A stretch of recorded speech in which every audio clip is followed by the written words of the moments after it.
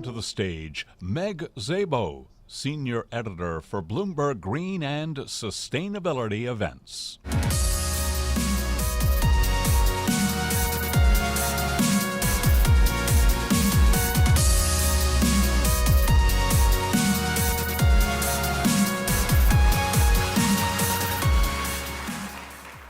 Good afternoon, everyone. Wow, this is a packed room. I'm so excited to see it. We are thrilled to be hosting you here today in Sharm el-Sheikh. At Bloomberg and Bloomberg LP and Bloomberg Philanthropies, we are tackling the climate crisis from every angle. Meanwhile, here at Bloomberg Green, we are covering it from every angle, and especially here at COP.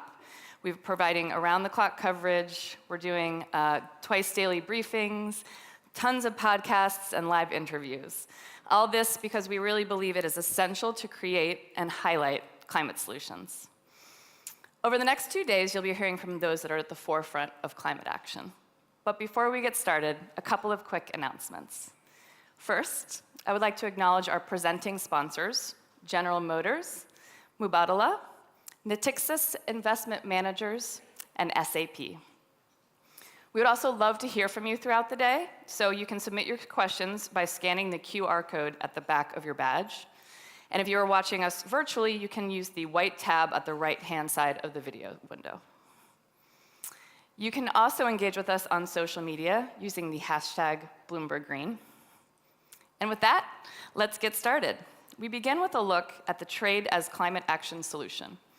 It is my pleasure to welcome the World Trade Organization Director General, Dr. Ngozi Okonjo-Iweala, to the stage for a conversation with Bloomberg's Francine Lacqua.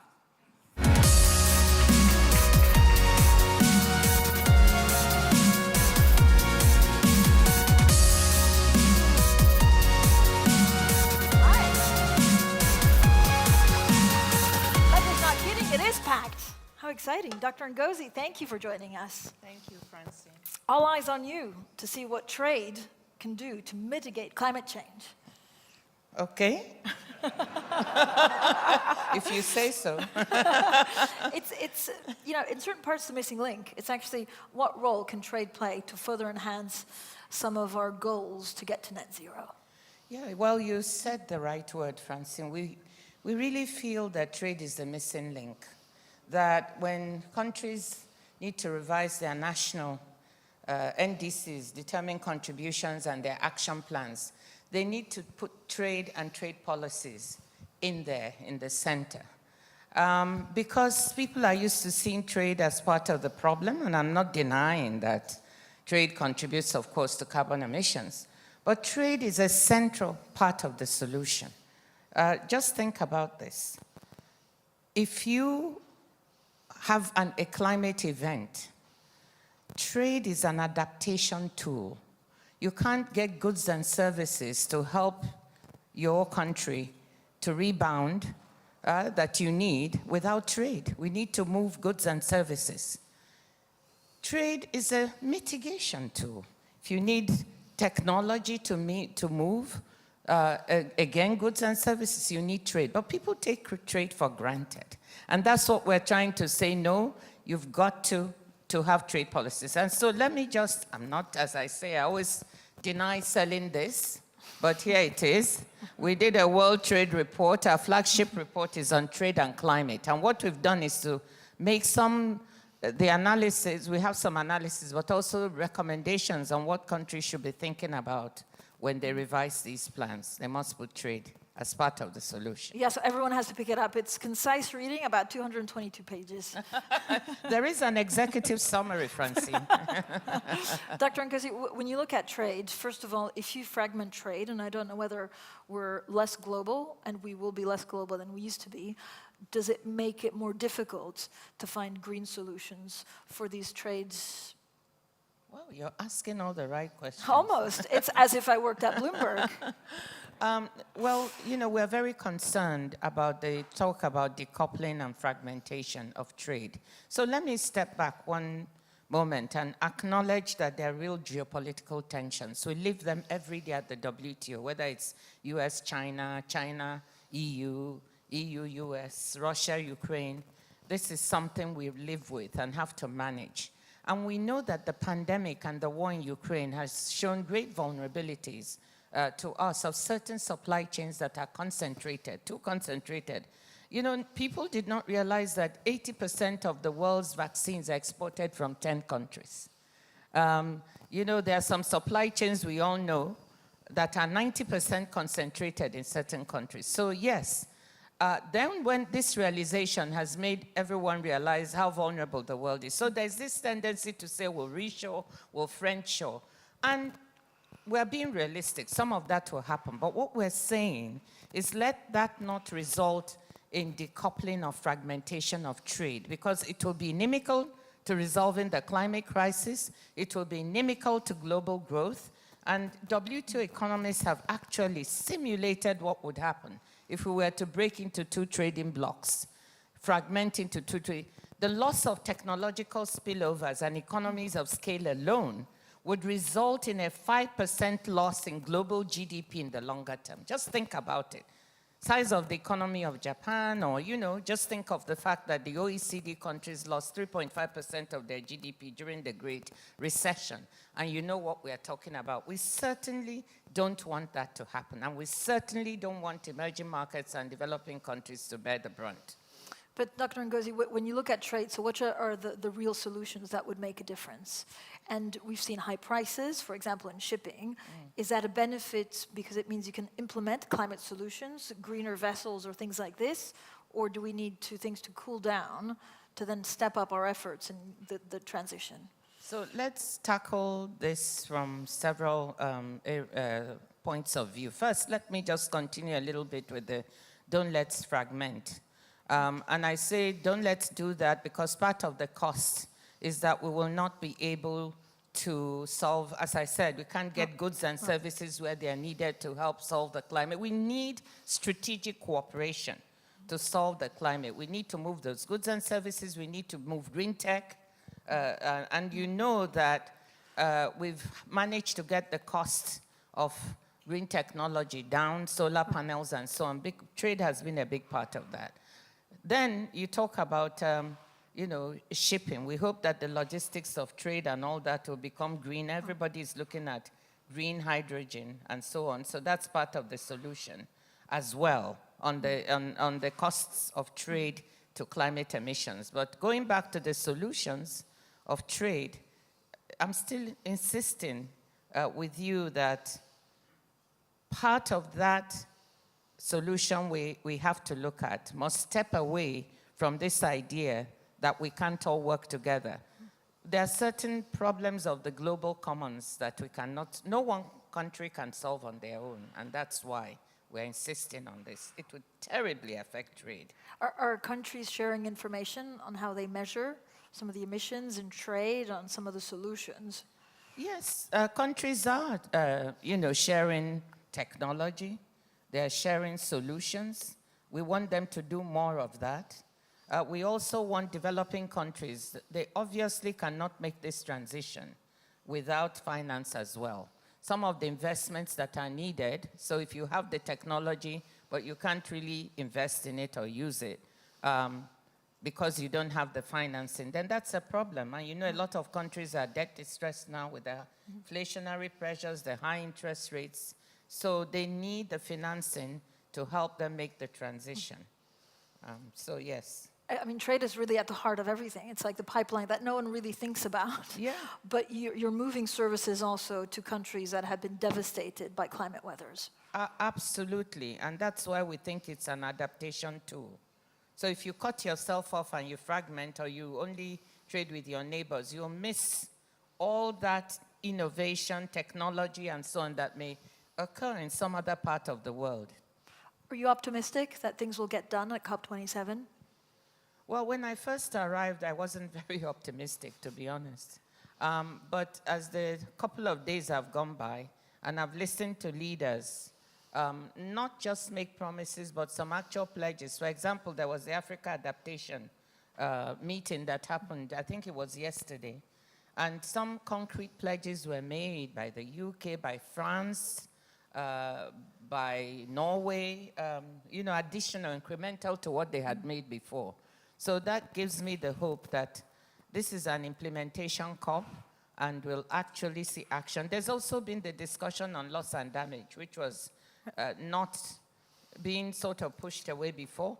It's now being accepted. The Bridgetown agenda of Prime Minister Mia Mottley that is setting out how to reform the international financial architecture and how to leverage public finance or more private finance for those trillions that we keep talking about. How are they going to get to where they are needed? So some of this talk is going on, and actually there is an openness to it. So I'm a bit more optimistic. Now we have to get trade in there, and then I'll be even more optimistic. So what are the next steps to get trade in there? I think the next steps is twofold. We've tried to spell out specific recommendations. For example, I'll just give you one. You know, if we can work on an environmental goods and services agreement, that will lower the cost of these environmental goods and services so that countries that want to adopt them will find it cheaper to do. That would be a good thing. There was an environmental goods and services agreement being negotiated, but it was shelved in 2016.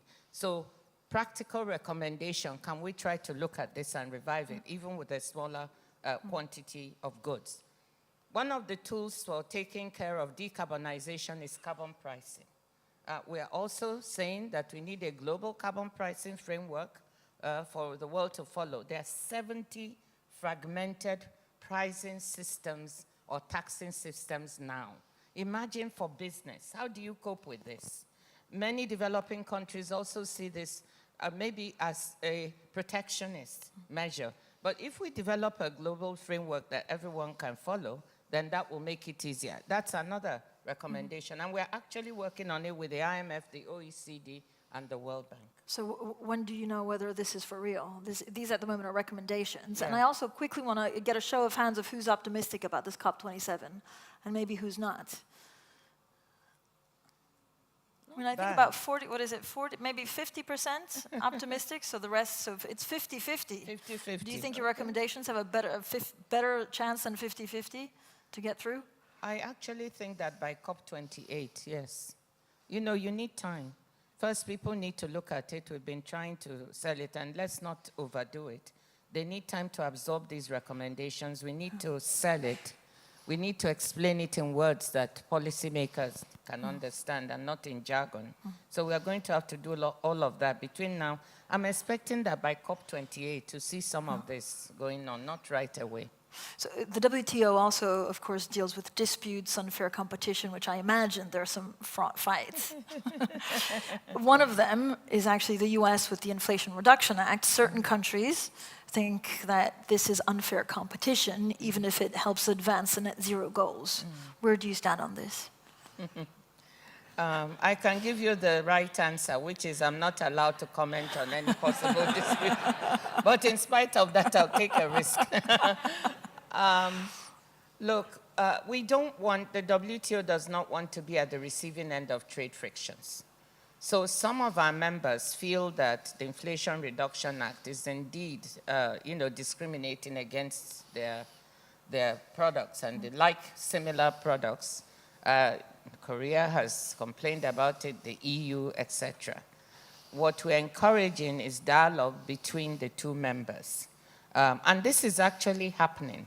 It doesn't always have to end up in a dispute at the WTO. And I think the US is also, Catherine Tai, the USTR, is doing very well at trying to get members to talk to the US, talk to each other. That's what we're encouraging, and we think something will come from it. That way, we wouldn't need to deal with this friction at the WTO. Talk to me about timelines of dispute. This is, I mean, they're long. Some of them lasted 12 years. I think this is one of the, valid criticisms of the dispute settlement system, which is seen as the jewel in the crown of the WTO. It's the only place in the world where you can do this. And it's a good system, but over time, all systems have their issues. And I think that a criticism leveled by the US, which I think is valid, is that it's been taking too long. It's supposed to take 90 days to settle a dispute, but some have been taking years, as you said. So we need to bring it back. That's part of the reform of the WTO, that we need to do. When you look at, so today is Finance Day, so when you look at some of the financing that's going into private projects or investor deploying some of that capital, what's it looking like in the trade business? What role can finance play? Well, you know, some of the investments that will be needed to make trade work on the infrastructure side, for instance, you need financing to do it, and I hope the private sector will be investing. I think they are. I mean, Yes. private sector sees actually what is happening. There's a lot of talk of greenwashing, but there's also some very real investment and innovation going on with the private sector, and we applaud that. I mean, when shipping is looking at alternative green fuels, it's real.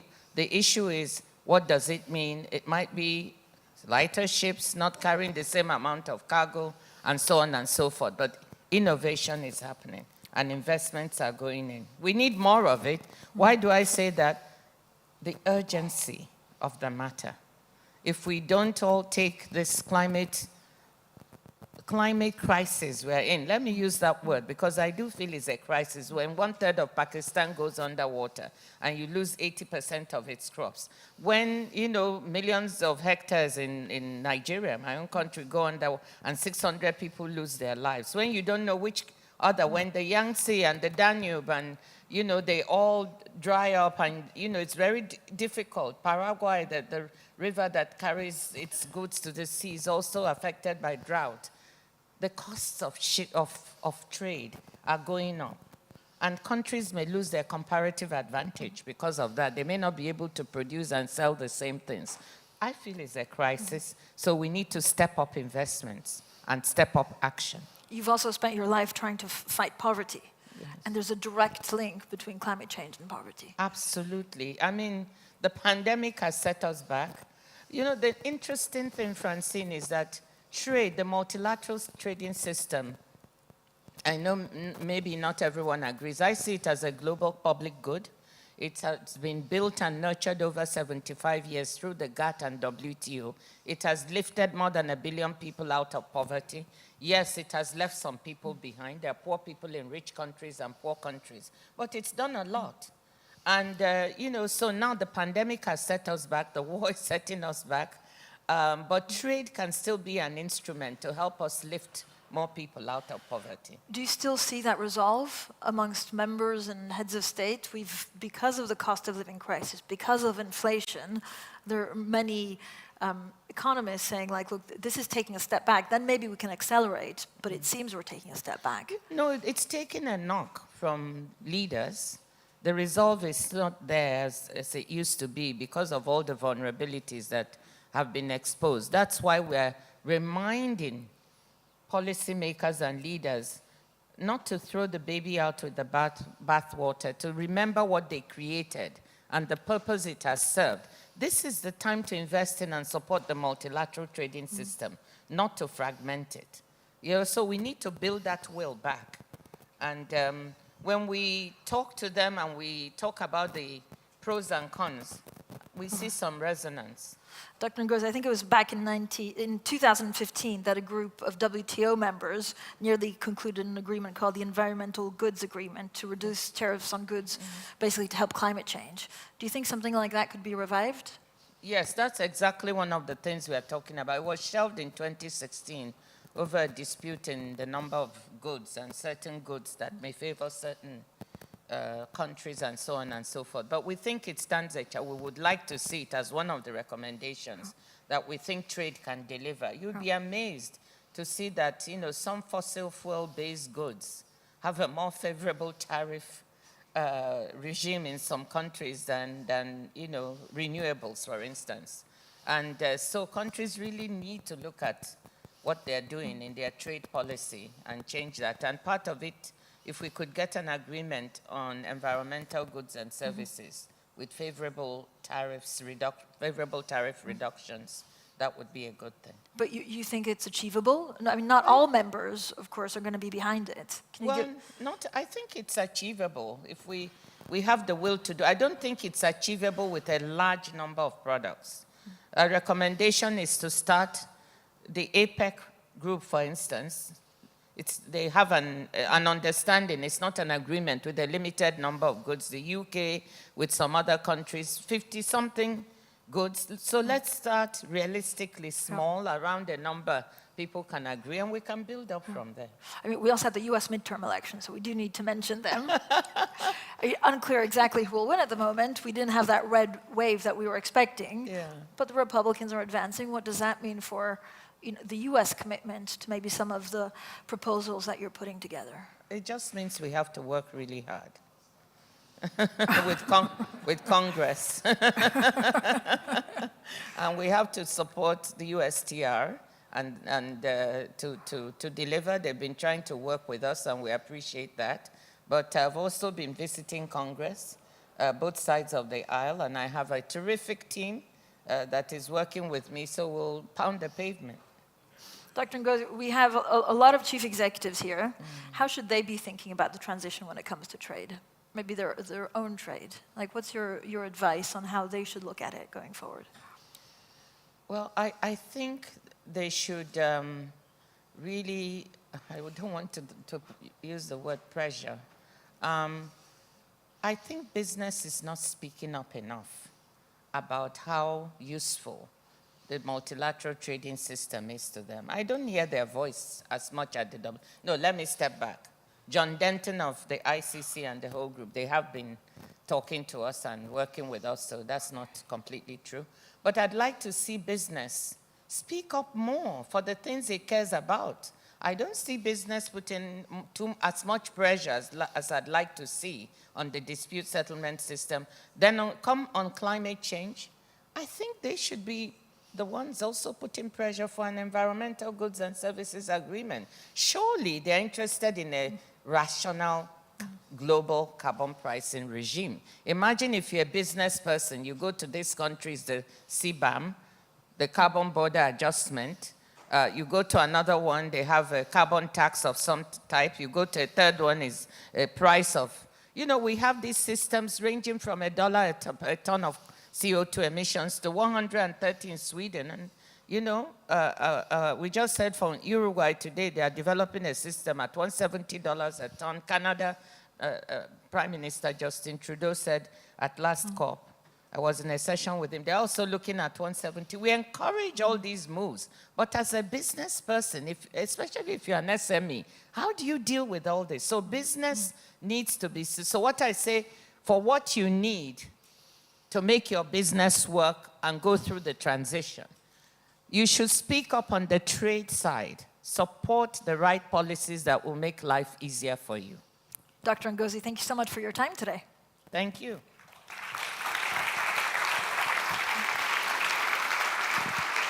Please welcome to the stage Mark Galagli, co-founder of Three Cairns Group, Damilola Ogunbiyi, CEO of Sustainable Energy for All, and Mark Carney, UN Special Envoy for Climate Action and Finance and co-chair of GFANS.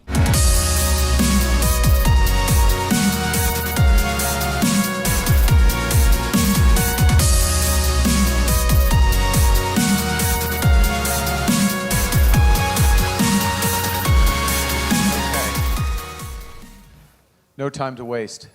Great theme for climate, actually. Been introduced, Mark and Damilola. Mark, I'm going to start with you. Why are carbon markets important? Why are we here? Our North Star has to be net neutrality. We need every tool that we can to get to net neutrality, and voluntary carbon markets can be one of those tools. The size and scale of the market, we all know, needs to be increased, and that's what this initiative is about. Okay.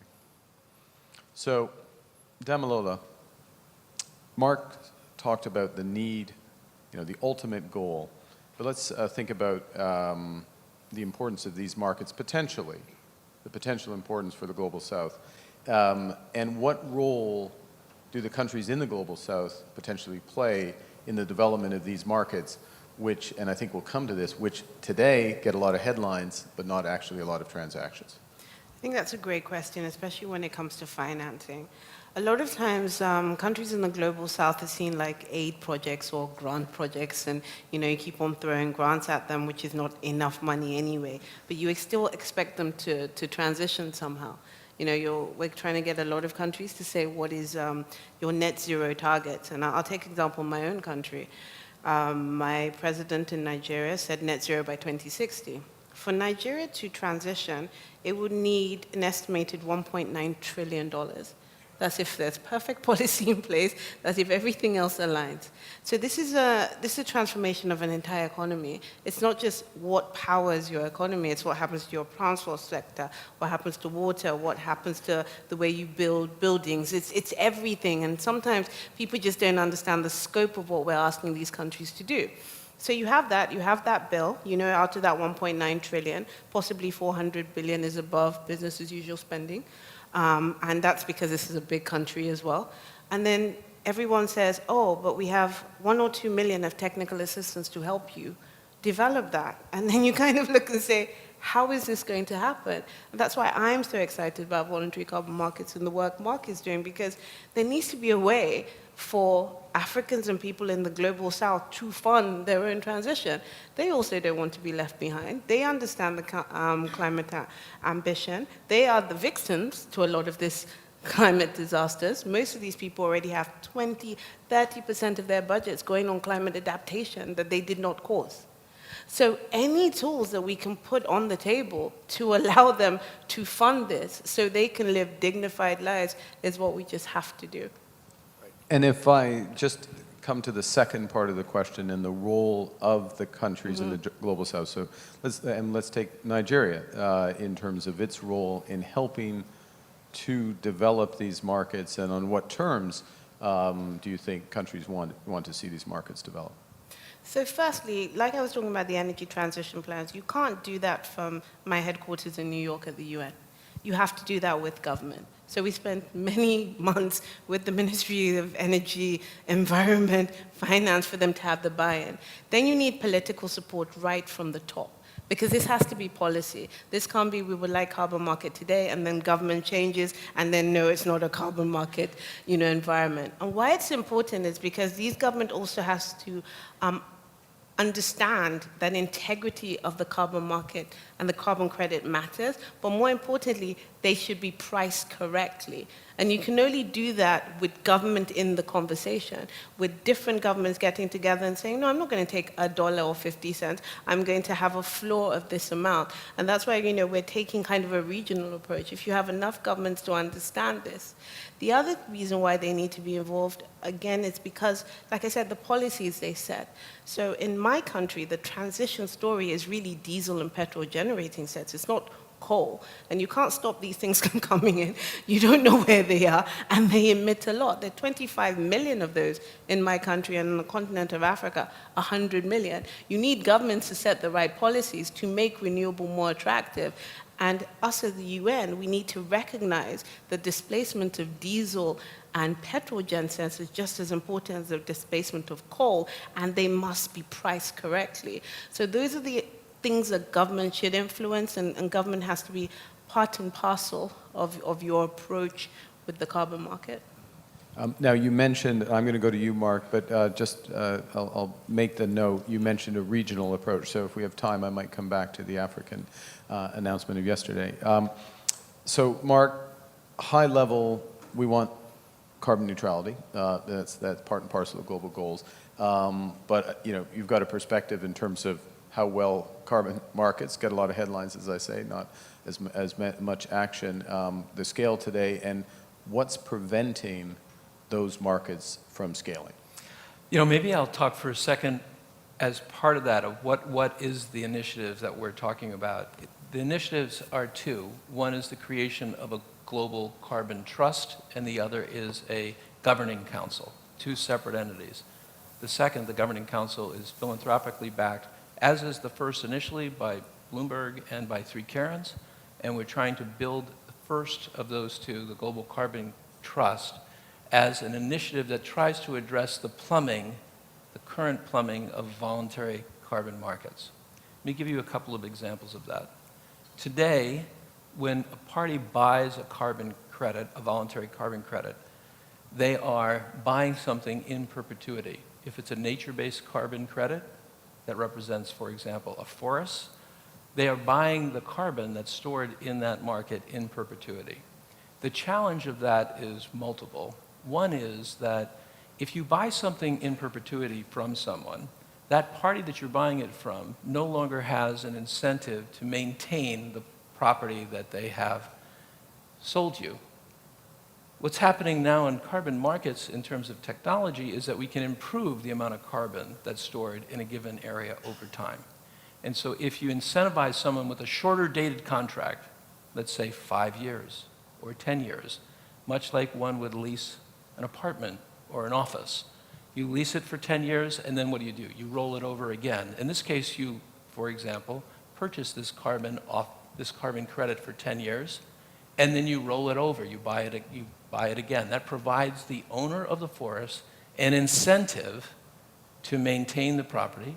At the same time, it allows, and this is my last point on this, it allows an insurance company or a guarantor to stand between the buyer and the seller. If something is short-dated, it's 1 year, 5 years, or 10 years, then a third party can guarantee the performance because they can assess the quality of the underlying risk. If something is done in perpetuity, you cannot get a third party to stand in between that. Why do you want someone to stand in between it? Because right now we're forcing all sorts of carbon credit buyers to assess the underlying quality of the storage. Companies all over the world are trying to think through, is this a real credit that I'm buying? And then there's a whole series of industry players, some of whom are doing excellent work, trying to verify and do the same kind of work. But overall, it's too fragmented. And it's too fragmented to provide the kind of scale that's necessary in voluntary carbon markets. What a buyer wants to know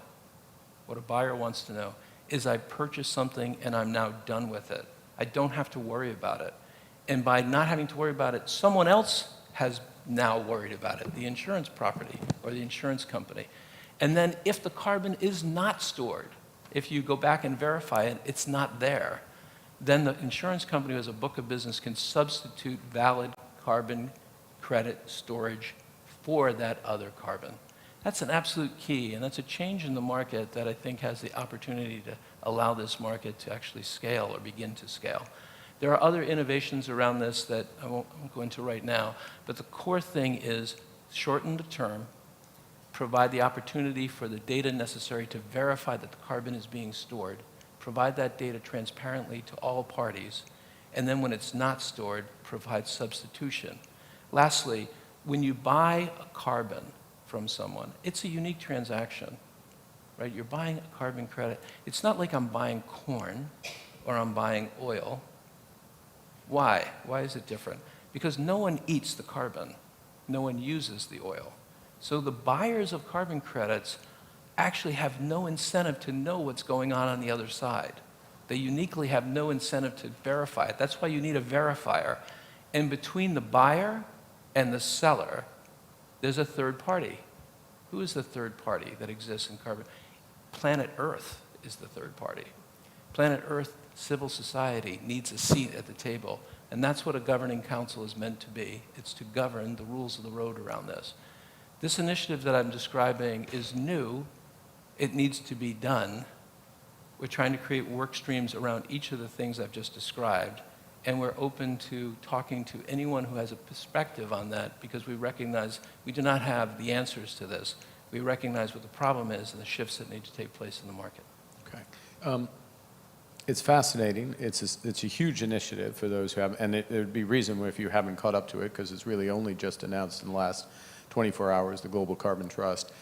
It's a way to potentially make the intention is to make a transaction carbon good, as you say, so the buyer knows that the carbon has been taken out, that it has insurance properties that ensure that if something goes wrong with the carbon, that it's replaced, so that once carbon starts to be removed, it continues to build on from that.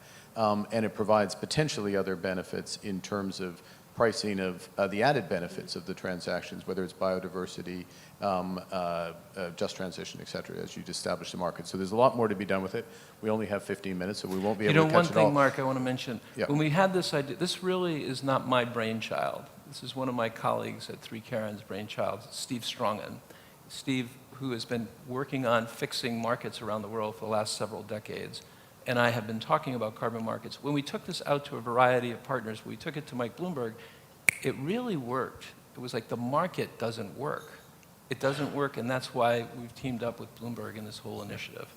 So let's talk about another situation where the market doesn't work, society doesn't work. Damilola, you frequently remind me, rightly so, and others, that we have 1 billion people on this planet that have no access to energy.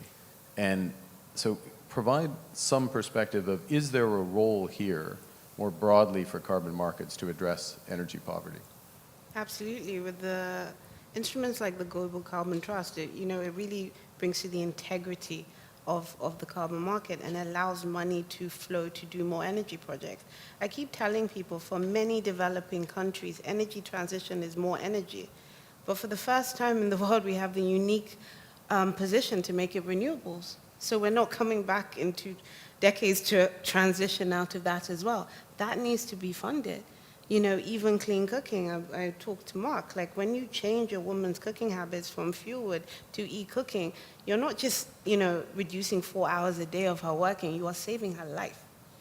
There's at least 1 million women on my continent that die every year because they use fuel wood. This is an actual thing. So apart from thinking about planet, we're also thinking about people. And there's no way we can think of it. It has to be people-accelerated energy transition. So the more money we can flow from programs like the ones Mark is, and I'm in full support of it, by the way, to get it to people so they can have additional energy that's clean from the start. We just have to do that. There's no way you can live a dignified life without energy. It affects healthcare, affects job, it affects everything around you. And people like myself, being born Black African, you're already using such a low quantum of energy. There's about 81 gigawatts if you take away, Southern Africa for 1 billion people. Just think about that. So you're already like a 20-time disadvantage on anybody else. So it's just an unfair state. So anything to increase, and look at it as investment, an opportunity. This is one of the few places in the world that you will need more energy. That's more solar panels, that's more wind, more inverters, more batteries. And that's how we should think about this space, instead of just, we're going to do a school over here and a health center over there. We've got 1 billion people to get out of poverty. A critical point, and I would suggest as well, when people are looking at potentially scaling these markets, and additionality, elements of addressing energy poverty and just transition is a huge component of additionality. Something that looks sensible on a spreadsheet won't happen without these interconnections. Okay, we've got about 45 seconds, Mark, so I'm going to go straight to the word trust in Carbon Trust. Why should people trust the governing council that is part and parcel of this? I think this is a really good question. And I mean, there's so much lack of trust that's been built into these markets. I think the first perspective should be skepticism. And what we're trying to do is open this up to a discussion so that we allow us to build the kind of organization that increases the transparency, the data, which is necessary to trust, and all the other information necessary to increase the probability that a council can make good judgments and trust is based upon the performance. Bang on time. Fantastic. Okay. Well, thank you both for a fascinating discussion. There was a lot underneath. I mean, this is barely the tip of the iceberg on these issues. Hugely important for reasons that you can appreciate in the objective, but also in some of the innovations. And we didn't get a chance to talk more fully about African, the regional carbon market, carbon initiative. So thank you both. We're at this point in this discussion where everyone named Mark has to leave the stage. And Damilola, you rightly are staying on. And you're going to be joined by Dr. Ajay Mathur, who is the Director General of the International Solar Alliance, and Bloomberg's own Will Kennedy. Thank you very much.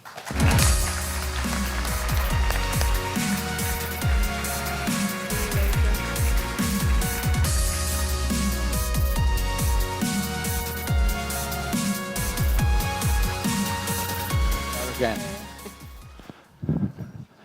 Well, thank you, Mark, and hello, everyone. We're going to continue the discussion now and look at how what's going on in the wider energy world with the global energy crunch is feeding into the energy transition and getting enough power to enough people around the world.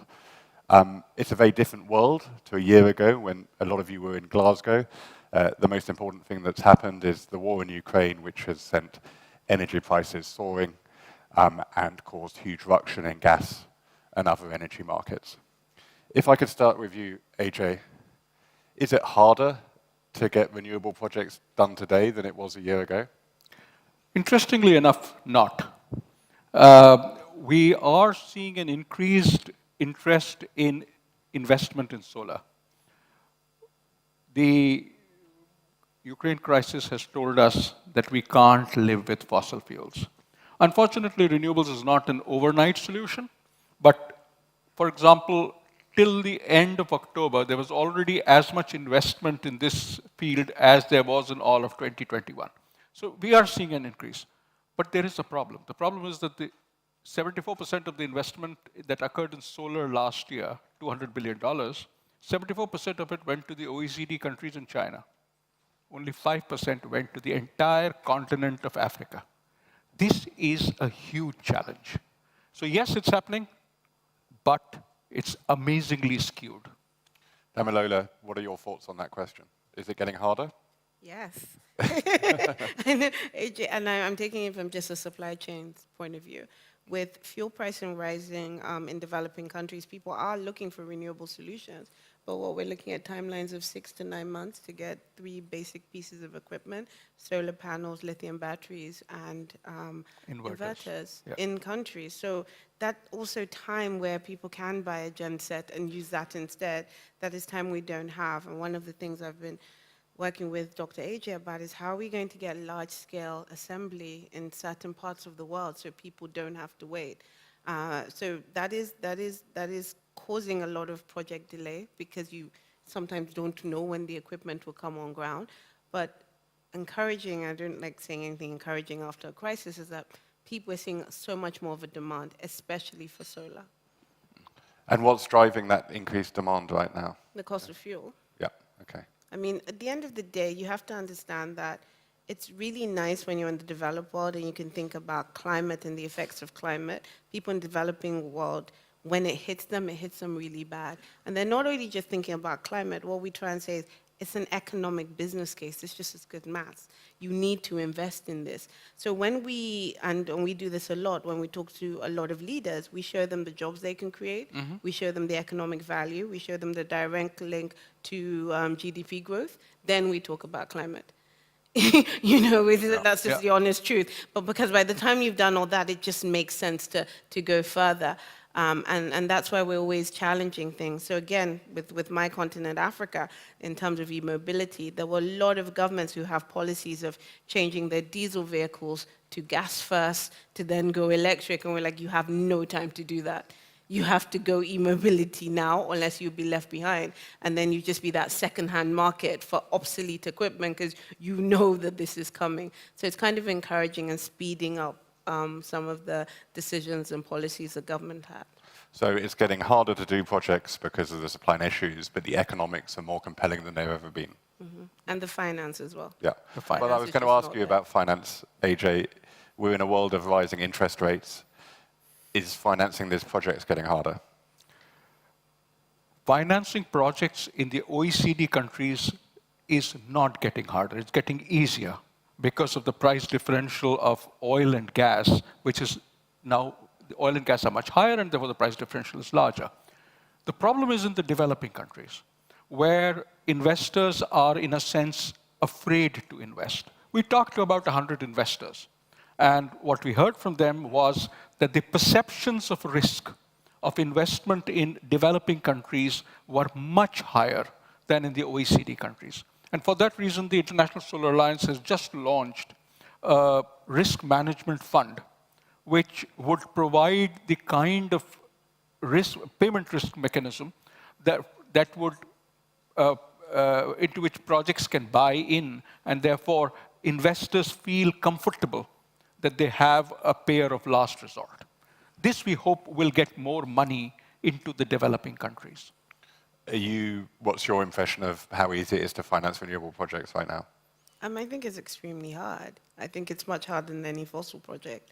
And, that's also internationally what is happening on continent. It's much easier to finance fossil projects coming from developed countries into developing countries. So I just find it inexcusable when you can, fund, LNG facilities and things like that, and you have the finance to do that. These are billion-dollar projects on continent or parts of the developing world, but then when you say, can you have 50 million from a first loss that could provide power for 3 million people, that we can't find that money. That's going a little bit too much, and that's literally the world we're living in right now. Why do you think that institutions feel that way? You've described how compelling the economics are. Why are people not seeing the opportunity? Because people don't understand that you do need some level of subsidy to scale. Again, we live in a world where we're just perpetually doing pilot projects. It's an obsession. We're just constantly, let's do a pilot of this before, but there's no time to do a pilot.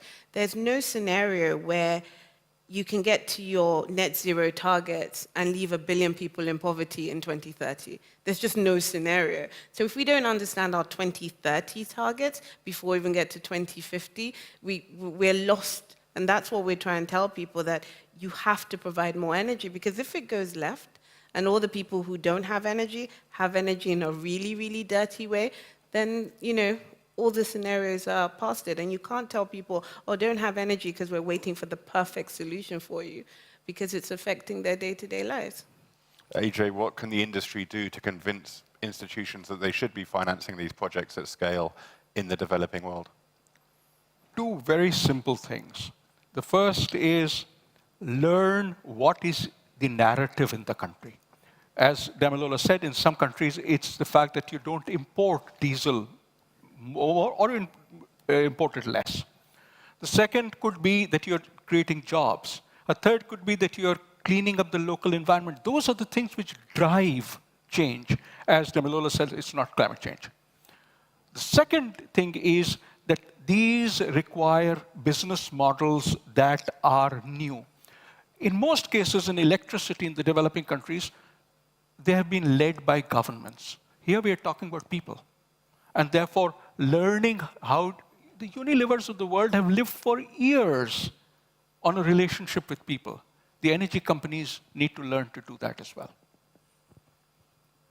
No, I completely agree with what is being said. And I also agree with this just perception of risk. Like, some parts in the developing world is the only place you're going to get double-digit, profits at the end of the day. If you see the valuation of even companies that started as small mini-grid companies to what they're developing now, they've exited 4 or 5 times the valuation numbers. In the West African region, we're seeing a lot of tech companies actually buy into solar companies because they also want that value chain. They're now offering like micro pensions, micro loans, all these things that we never thought about, and power is just seen as another service.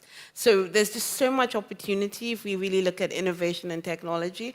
And, there are some very, very successful companies, being set up. Are they to the large scale right now? But no, but they're not going to get there until someone believes in them.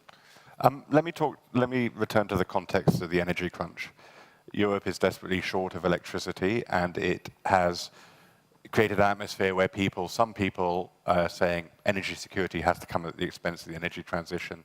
We've seen more coal burnt in Europe, for example. We've seen this scramble around the world to get LNG cargoes. Is it a problem that Europe's behaving like this? Do people in the developing world say, well, why should we pursue a transition if Europe's backtracking? What's your perception? Well, very, very simply, if you put in investments in fossil fuels today, it will take 5 years, 10 years, but more probably 25 or 30 years to get your investment back. You're locked. On the other hand, the global climate crisis will tell you in 10 years, stop all investment, stop using fossil fuels. You've got a sunk investment. That won't work. So, as Damilola was saying, we need to make the transition once. We don't have the luxury of making it twice. If you're investing, invest in green. But do you think there's an issue of hypocrisy here, Damilola, that the developed world is not practicing what it preaches to the rest of the world? Absolutely. Yeah.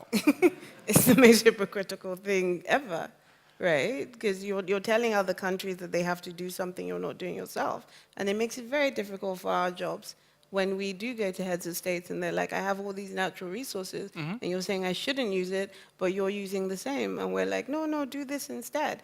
But there's no financing coming either, because obviously Europe is in a crunch. So we have to recognize that, right? I think it would be wrong not to recognize that. And we can't put everything on energy security for the next how many years? You have to think about this. The countries with the most money in the entire world have not transitioned yet, right? And then for some reason, they're saying the poorest countries will leapfrog. How? That's all I ever ask anybody. How? It's not a technology. Technology is there to provide power to anybody in the world now, not 10 years, 5 years. It's right here. So you're not going to leapfrog without money. So you have to show by example. It is not right. It's like the issue when we had with fossil fuel subsidies or electricity subsidies and everything. You just get rid of your subsidies, and then subsidies just come back, in different forms and different names. That's not okay, and it shouldn't be accepted. Are there examples where you feel that the countries where you're working, there has been backtracking over the last year because of the things that we're talking about? I think you have to understand as well, because the crisis is just so bad in Ukraine, you understand why all these resources are going there. So you can't really say, oh, why are they going there and elsewhere? But you have to understand that has caused a lot of damage to aid projects that were funded. These some countries, maybe not like mine, Nigeria, that's quite big, but some smaller countries with less than 5% access, right? You stop the energy project because there's no money now to put in there. Of course it's going to backtrack. It's not necessarily the country that backtrack. Some of these people rely on this aid, and it's just stopped.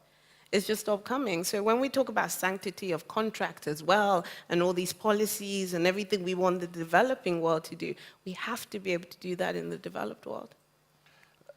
AJ? So, as I said, narratives are important. The first projects will be pilot projects. We have lost a lot of time that the earlier aid projects were quote unquote one of a kind and were out there on their own. But projects create policies. It's not the other way around. No. Once policymakers see that projects bring in benefits, then they will be willing to put in the policies that get in a second project, a fifth project, and a 100th project. That is where we are today.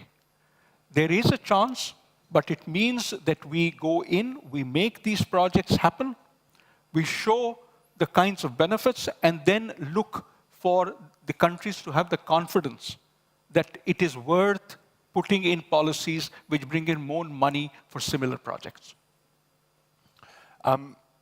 You mentioned, Damilola, that a lot of the countries where you work rely on importing oil and presumably importing diesel. It must have made the events of the last year, and right now we see the diesel market in huge crisis. It must make things, the energy situation, very difficult in a lot of developing countries. It's absolutely unbearable, and especially how it affects women. I mean, you should see the fuel queues now. I'm sure if we track mortality rates, we're going to see something going upwards during this period, which is really, really bad as well. But it's an unbearable place to be in sometimes. And I'm from Nigeria, I'm from Lagos, and we're considered fairly rich on the continent. And I see the direct impact of just going around Lagos and just seeing how people are actually suffering, which I had not seen. Going around, and then I have a lot of family that have businesses and marketing, and they're like, we can only go to work for 2 hours a day because that's the only time we can turn on our generating sets. So there's so much trickle down on an economic impact that many people just don't understand, because it doesn't matter what happens, there is going to be power in some of these communities. The other ones, they have to decide on when there's going to be power supply. What is my best place to work? You know, when can I get food? There's so many things that rely on this. So it's a very terrible situation right now. I think it's important to note what Damilola had said earlier, which was that there is a huge time lag between the time when people order renewable energy equipment and they actually get it. So on the one hand, the high prices of diesel are driving them to renewables, but on the other hand, they're not able to get the renewables. Because of the choke in the supply chains, the prices are higher. We've had years of decline in renewable energy prices, and now we see an uptick. But this is because we depend on imports from one country. And the supply chains from that country are now 40% more expensive than they were a year ago, which means that as solar becomes the energy source of choice across the world, we will need to do manufacturing globally. That is the only way to ensure that we don't get the kind of choke points that we have right now. Is it possible, though? I mean, China has done so much to dominate that market. How does the rest of the world respond and produce solar which is in any sense competitive with what's coming out of China? So, you know, this is a chicken and egg situation. But there is a possibility. And the possibility is that because of this growth that is occurring, countries can decide, for example, to go from cells to modules. They buy cells from somewhere else and make modules, which are sold locally. That can be done. It's only when you go from the solar cell is you go from silicon to polysilicon to cells, and then cells to modules. And modules is what you and I buy. If you want to go into the first two steps, that's where the challenge lies. The Chinese costs are here, and if you make a new company which produces, it's here. You need the country to provide the subsidy at least for the short time. We provide a huge amount of fossil fuel subsidies. There are some countries, for example, the US has the Inflation Reduction Act, India has the production-linked incentives, which are enabling tomorrow's technologies to come in today. So diversification is possible. If you want to go from cells to modules, it's possible almost anywhere. If you want to go in for the first two steps, that's also possible, but it requires the country to provide incentives. Do you have any thoughts, Damilola, about how we can improve the access to solar equipment across the world and unkink some of these supply chains? I think right now, because we need it so desperately, we have to look at large-scale assembly, like AJ said. You know, we have to have in different parts. And in my continent, at least two, one in East Africa, one in West Africa. I think they're okay in Southern Africa. And again, I'm talking about three components that would just change the landscape. Solar panels, batteries, and inverters, and have that on the assembly level. It's not cost. The economics doesn't make sense for manufacturing yet, but if it's just large scale, like there's nowhere now that you can pick up 10 megawatts of, you know, anything on continent, which is just ridiculous if you think about, you know, how much energy you need. So you really need to have that large scale capabilities in continent. A quick question for you, AJ, and then I want to ask a question about Damilola about non-solar things, but you're a solar man. Are there any signs in the last few months that the situation has got better in terms of supply chains? Yes, there is. We went through a peak in the supply chain costs, and that has declined. But it is still 40% more expensive than it was a year ago. But 6 months ago, it was 100% more expensive. So yes, you know, this also seems to suggest that it is both a short-term shortage phenomena and a longer-term shortage of ships to carry this stuff. You know, the solar panel is this thick, but it requires this much to carry a solar panel. So this much space is all air. If we can make solar panels to be less thick, the problem could be at least minimized, if not solved. We've talked a lot about solar as you do your work to bring electricity to the world. What are the other opportunities? Are there other technologies, other forms of electricity that you're working on, or is it all about solar? Is that the number one? No, solar is just the easiest to deploy right now. And sometimes I don't want people to think like the technology doesn't exist. It does exist to get people electrified. Wind is also a very important option for us now. So in terms of our organization, we tend to really focus on solar and wind. Obviously, there's waste to energy. The nuclear conversation is gaining speed. So there are different types of renewables. And we're not going to say, choose this one and don't choose this one, because just do one. But wind is not a viable option in some of the countries you're working in. Yes, wind is becoming a viable option, and we see a lot of offshore wind coming up, at mass in most countries. But then everything has its complications, and again, I think wind is also facing some supply chain issues, but it's still better than the fossil fuel equivalents that we're using now. One other aspect of the last year has been the incredible strength in the US dollar. Presumably that's a problem for a lot of the people who are trying to get stuff off the ground where you work. Has it had a big impact? Well, I don't know if it's like the US dollar, but there's a lot of devaluation, as you know, Yeah. in a lot of countries, right? Way, Some people are like 50, the currency's been devalued by 20x. So, whatever they, propose for their project, and electricity is one of these things, apart from very few countries who are doing it large scale and connecting to utility, you pay for it in local currency, right? So when you're hedging everything by the dollar, sometimes you get pricing of $1 a kilowatt hour. Nobody here pays $1 a kilowatt hour. So how come the poorest person pay for that? So those are the things that, AJ is talking about. We really need to think it's not just about having electricity, it's about having reliable electricity that is actually affordable. That's the only way it's going to be sustainable. So yeah, it has made an impact, but I'm not sure if it's, the devaluation is continuously happening in a lot of countries. One of the challenges is that we are focused largely on large-scale electricity generation. So whether it's large solar farms or wind farms, which are offshore and so on. But the challenge lies in providing energy access to everybody. Now that's possible, for example, through the solar mini-grids. We need business models for it, and we need the regulations that make those business models possible. And as Damilola said, once you make those possible, then those companies do solar mini-grids by the hundreds, and their valuations also go up accordingly. We're getting towards the end of our conversation, and I hope that it hasn't been too downbeat. So I want to give you the chance to be optimistic. When we meet at COP28 in a year's time in Dubai, will the rate of solar deployment in the world have increased, do you think, AJ? Oh, absolutely, absolutely. We are at about 25, 26%, and I would be very surprised if we don't cross 27% for the next year as well. Sorry, 27%? 25% growth year on year. That's the kind of growth that solar is seeing. And I'm reasonably sure that we'll cross the 27% number. So we'll be growing faster in the years' We'll be going faster in the years to come. And you don't look like No, I completely agree with AJ. It's just where it's going to happen.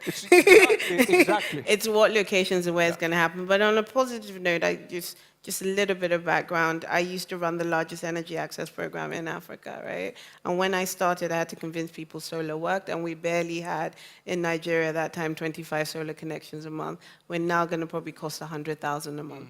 So things are happening with massive investment into local African companies, doing this work. So let me ask the question another way then. Are you confident that the proportion of solar that's being deployed in Africa will increase? I think it's tough because I think the OECD are buying up all the solar right now. But I do think we're going to find some assembly capability because it just makes more sense. That is one of the places we're going to need more energy, so it makes more sense for people to establish there. So I'm optimistic that that would happen. I think that a year may be too short a time, but certainly if you take a 3-year time horizon, we will see more action in Africa. And this is because of the large amount of effort that is being created through examples like the Risk Management Fund or through the creation of entrepreneurs. Damilola herself led one of the largest programs in this area. We are introducing something in which we will recognize 20 entrepreneurs from Africa this year, more the next year, with the goal of getting funding and technology for them as we move ahead. So action, it has started, but it'll take time to show results. But it will be ground up. It'll be ground up, yeah. Well, unfortunately, we're just out of time, and you've done a double shift, Damilola, so thank you for that. Please all join me in saying thank you to AJ and Damilola for their excellent comments. There we go. 20 years ago, Mubadala started to invest capital responsibly and wisely, and you see that DNA, while still remaining very strong from a founding principles perspective, has morphed into a huge investment institution with more than $250 billion of assets under management. When we think about where we want to be over the next 5-10 years, we aim to double from an assets under management perspective. Please welcome to the stage Ahmed Al-Khalili, Chief Strategy and Risk Officer at Mubadala, for a conversation with Bloomberg Green's Lauren Keel.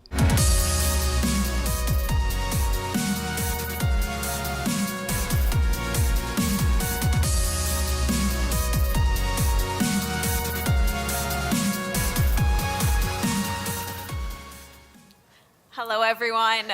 Ahmed, I want to start with a bit of a how and why question for you around responsible investing. At Mubadala, why are you prioritizing responsible investing, and how are you thinking about what that means to you? Well, first of all, Lauren, thank you for having me at this event. It's important for us to sort of address some of the questions around Mubadala. You know, what is Mubadala doing? How is Mubadala thinking about responsible investing? So maybe let me start first by saying, responsible investing has always been part of our DNA. I mean, if you think about the history, the legacy of Mubadala, how we started, responsible investing has always been at the core. In terms of sort of not only creating financial returns to our shareholder, but to create wealth for future generations, to do well, and to have a positive impact on the communities where we invest. So, I mean, it has always been part of our sort of heritage, if you will. But I think, as many investors, we realize that sort of, tackling responsible investing in a methodical way is actually good for business. It's good for our returns. And we've taken a step forward. We've leaned in terms of sort of understanding, how could we sort of go about doing this in a systematic, in a methodical manner, institutionalizing sort of responsible investing, and creating the tools to be able to do that, and having it as part of our sort of, our whole investment life cycle management, if you will. And you talk about this tangibly. Give me just a couple examples of how are you actually doing this? So if we think about sort of, reflect on Mubadala and sort of how we approach this. The way I think about it is that it's not only about the investment life cycle and managing sort of the institutionalization of which we're doing, but it's also about sort of being tangible in terms of deploying capital and in terms of sort of managing our assets. So in terms of deploying capital, I mean, you can, I mean, maybe the biggest example is Masdar. Our investment in Masdar and what is Masdar is now shaping up to be as a leader in sort of in renewable energy. I think this is one of the ways where we have pushed investing in Tata Renewables. There are various examples of sort of us deploying capital in this area. Now, if I think about sort of managing our assets and actually working with our assets to drive change, to actually nudge them in the right way, various examples. Emirates Global Aluminum, one of our portfolio companies, one of the largest aluminum producers in the world, and sort of their foray into sort of green aluminum, working with them to sort of push that envelope with their Celestial aluminum product, where BMW, by the way, is a big sort of customer, helping them actually reduce their carbon emissions by 222,000 tons of CO2 a year. So again, with our assets, Global Foundries in the US, for example, again, their push in responsible investing. But there are various examples of sort of how we've done that. But I think we also go beyond that, and we've leaned in. We have used our, if you will, our convening power, our stature as a respected investor, to actually rally the global financial community to try to tackle some of these areas that I think are worth tackling. And sort of, this year we hosted the One Planet Sovereign Wealth Fund CEO Summit, where we really pushed and worked with the organization to really come up with tangible solutions that are necessary for investors to consider. So again, I mean, this is in a nutshell sort of how we have leaned into the conversation, if you will. And what are you seeing as broader perceptions of RI in the marketplace? Well, I mean, there's no question that,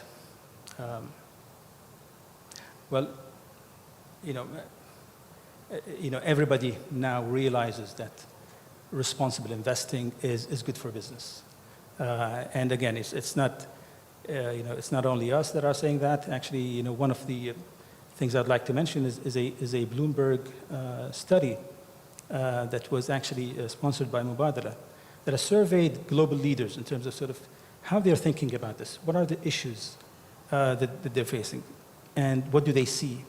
85% of the respondents have said that sort of integrating responsible investing is key for sort of improving their returns. Take into consideration the responsible investing sort of frameworks. They're integrating it now in terms of their investment life cycle. So I mean, the marketplace is responding, and there is movement. Everybody is jumping on the bandwagon. But again, there are risks on the horizon that I think we have to be cognizant of, and sort of investors have to lean in. They have to sort of take a step forward, but also to do it in a methodical and in a very measured way. And in terms of those risks and those challenges, is it a lack of data, or where do you see the challenges? So I mean, I'm not going to mention what we see sometimes in certain markets where there has been a pullback on certain aspects of responsible investing, ESG. I mean, that to me is something that it's a product of dialogue, and I firmly believe that even with that, the pendulum has swung. We have moved forward. There will be sort of these sort of movements, but nevertheless, the market has evolved. But again, I think the other thing that I think is more important is what you mentioned. To be really able to effect change, and to have investors really advance. I think you need to take into certain things into consideration. One of the things that we found out from our work with the One Planet Sovereign Wealth Fund, with various sort of entities, is that the lack of data and sort of integrity of data, the harmonization of data, sometimes puts off investors. And I think we believe that in tackling that as a financial community, I think that will go a long way to really create the right conditions and really accelerate the movement and the deployment of capital in responsible investing sectors. I know this COP is far from done, but I know many people are already looking ahead to next year's COP in the UAE. Yeah. So I'm curious, as you're here and as you're absorbing all of this and thinking about this, what are you thinking about for next year? Well, I mean, I'm biased. I mean, I'm from the UAE, so I know we're going to do a great job in the UAE. But again, also kudos to our sort of friends in Egypt. I think they've put together a remarkable event here. But I think, I think it's important to see how the conversations evolve. This noise in the marketplace, I think it will subside. I think, again, investors have to look beyond sort of the fogginess that is right in front of our eyes now, and think about sort of the long road ahead. And I think we have made strides as a financial community. Governments have leaned in. I mean, the UAE has been also forward-leaning in terms of sort of announcing net zero targets, nudging the companies in the UAE to really adopt net zero targets. So I think we've gone a long way to really make and effect change. And I'm confident that we have moved forward. We're not going to go back, but we will do it in a very measured and very methodical way. Fantastic. Ahmed, thank you so much to you. Thank you to Mubadala. Thank you all. We're going to take a quick break. So please join us outside for a drink, a snack. We'll be back here at 3:35. I'll see you then. Okay. Thank you. Thank you. Thank you.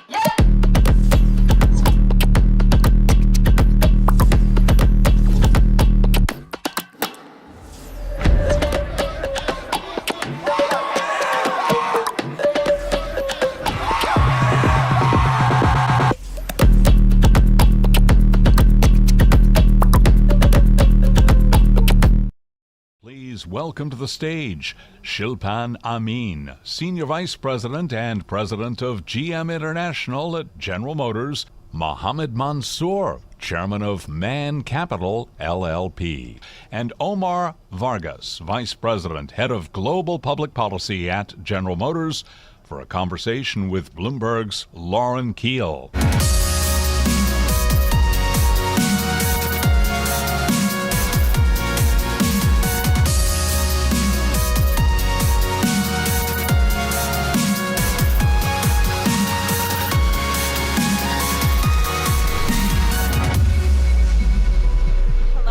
I hope you had a very nice break. Excited to see you back up here again.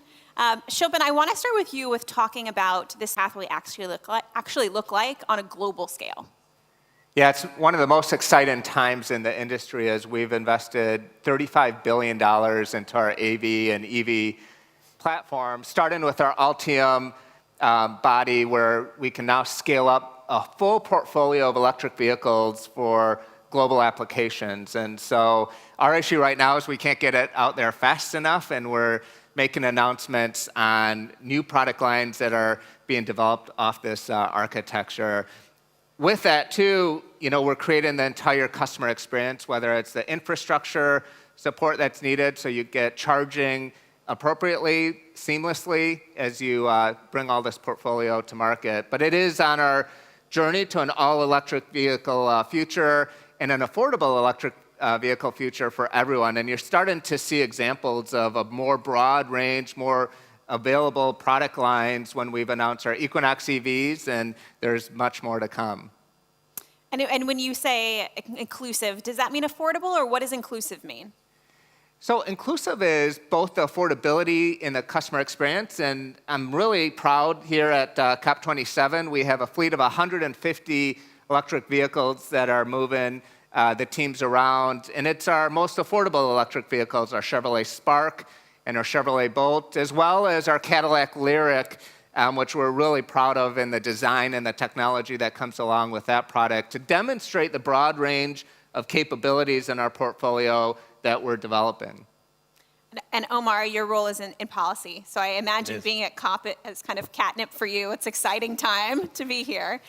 So how are you thinking about the role of policy as it translates to the electric future that Shilpan was talking about? Right. No, Lauren, thank you for the question, and thank you for having us here. Policy, and I think in the walk up here, you had a great montage of our technology, our vehicles, as Shilpan was just speaking of, and many more applications there. And we have the technology. What we also need, though, is government support. The smart policies that enable bringing these technologies and this product transformation to market. And what I mean by that is autos is heavily regulated. And so to bring things like autonomous vehicles to reality, the technology exists today. It's happening. We're doing it now. But to bring it up to scale for all of those who are listening in today requires regulatory changes, requires legal changes, legislative changes. And so we need an enabling environment in the policy space to be able to bring all of this technology to the fore. And how do you deal with the challenge of the global regulatory environment? You're not just working with the US, you're not just working with the UK, you're not just working with Egypt, you're trying to balance all of those things, all of these countries, all of these globalities. How do you think about that? Right, well, it's like the old saying, right, all politics is local. And so we look at our markets, where do we want to deploy, where the opportunities are. There are many jurisdictions around the world that are so enabling for technological development, or who want to attract FDI, foreign direct investment, from a company like General Motors, or partner with General Motors and our other commercial partners in order to bring this technology out to the road. Perfect. You said partnership, so you perfectly set me up to bring in Mohammed here. You've been a partner of General Motors for decades now, right? Correct. Tell us, years. 50, oh yes, amazing. How does that partnership work? And how are you guys thinking at this moment of COP about the importance of partnership? Well, GM was the pillar of the Mansour Group. I mean, we started with GM in 1975. And through the development of technology and whatever the group grew up to be, 60,000 people in 100 countries. And I always see GM as the pillar. So we've worked together over the years and developed the markets here in Egypt and some other countries in Africa and the Middle East. And what takeaways would you say from those 50 years for partnerships? What are some lessons you've learned that others could take? Well, everything it's partnerships. And really, General Motors, I had just finished university when I came back from the US, North Carolina State and Auburn University, and then came to Egypt, and GM came in 1975. We became the agent, and through that, we've developed other American multinationals, and we've grew up, like I said, to be a $7 billion company. Fantastic. And Shilpan, could you share with us how you all are working together here at COP? Yeah, it's clear, even with the purpose of COP, is we want to address bigger societal issues. Partnerships is what gets us there, whether it's the relationships with governments, whether it's our supply base, whether it's partnerships. It will take all of us to make this transformation real and accelerate the transformation. Obviously, time is not of our friend. But what Mr. Mansour just demonstrated is we make commitments for the long term, and we figure out how to make each other successful. And it may not just be growth with each other, but we enable each other to be successful in other parts of the business. And as we scale this relationship up with all these partnerships, that's what enables us to deliver on a better future. Omar, what are you thinking, big takeaways from you from COP this year? What are a goal of what you'd like to see addressed? You know, for me, it has been the opportunity to engage with not just government and policymakers, stakeholders in the broader environment, and listening and learning a great deal about the need to show, for corporations like General Motors, we have made our commitments, and what are we doing, or what have we done to fulfill those commitments? And it's a great story to tell on the General Motors side, and from what I'm hearing, a great story to tell from many other companies. Fantastic.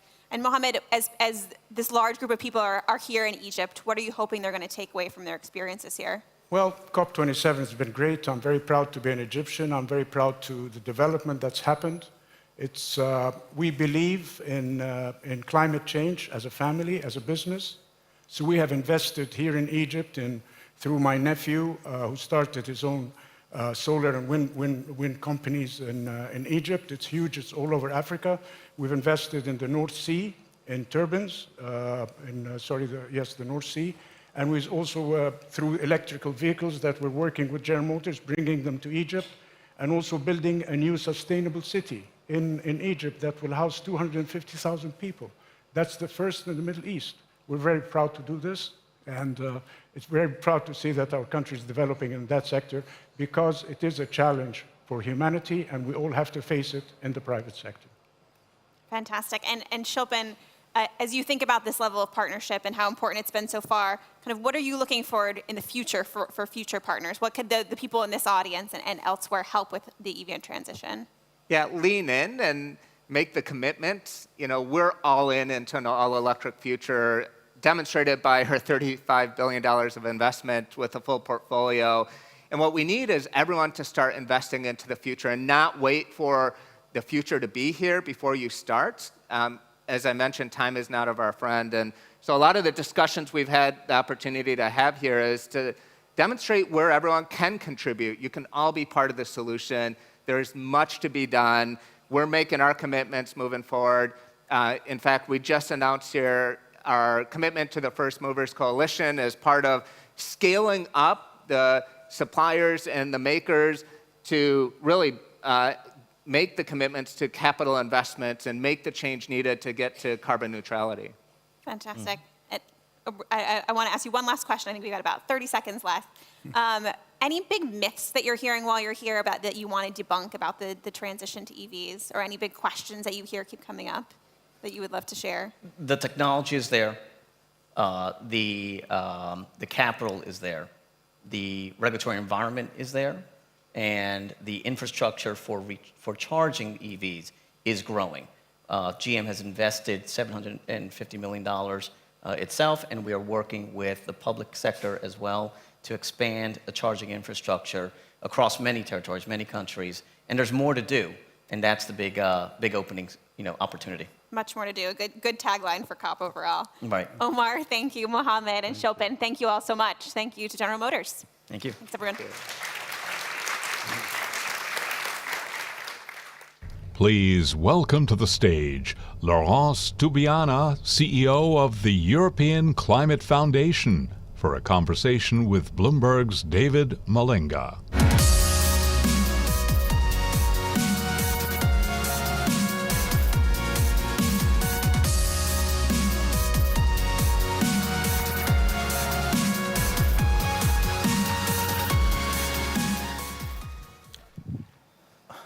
Laurence, thank you so much for joining us today, and welcome all to this all-important session on loss and damage. It sounds a bit jargony to some people. Some people just understand it as reparations. There's a constituency out there, when they hear the words reparations, they say this will not advance the dialogue. What's the objective way of understanding and putting this? First, we could just look at what has happened in the first half of 2022. The insurance companies have declared that there was more than 35 billion already spent, and very few assets are insured. So just imagine it's more like 200 trillion that have been probably over the 10 years spent because of climate impact.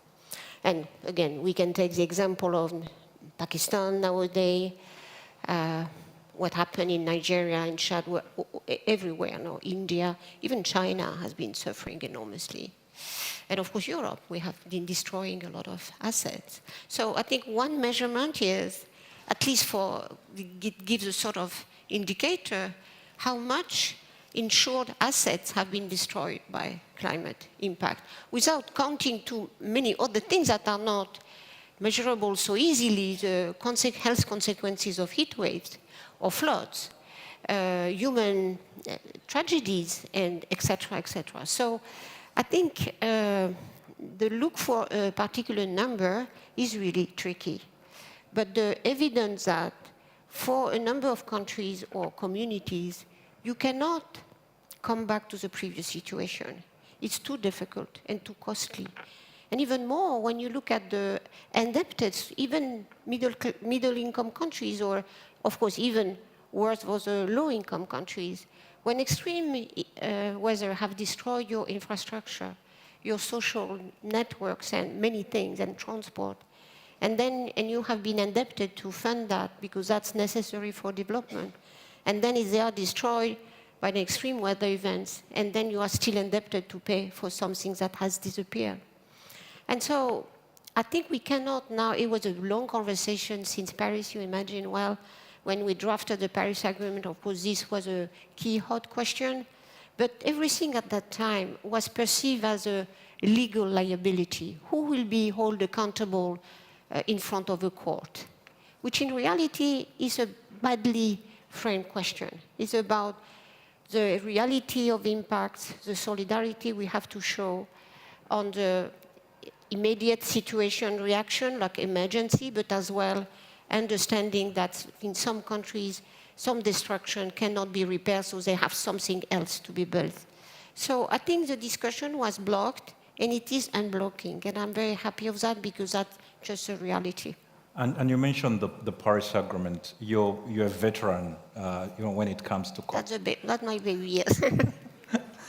Yeah, but you're really instrumental in making the Paris Agreement happen. And these are voluntary commitments.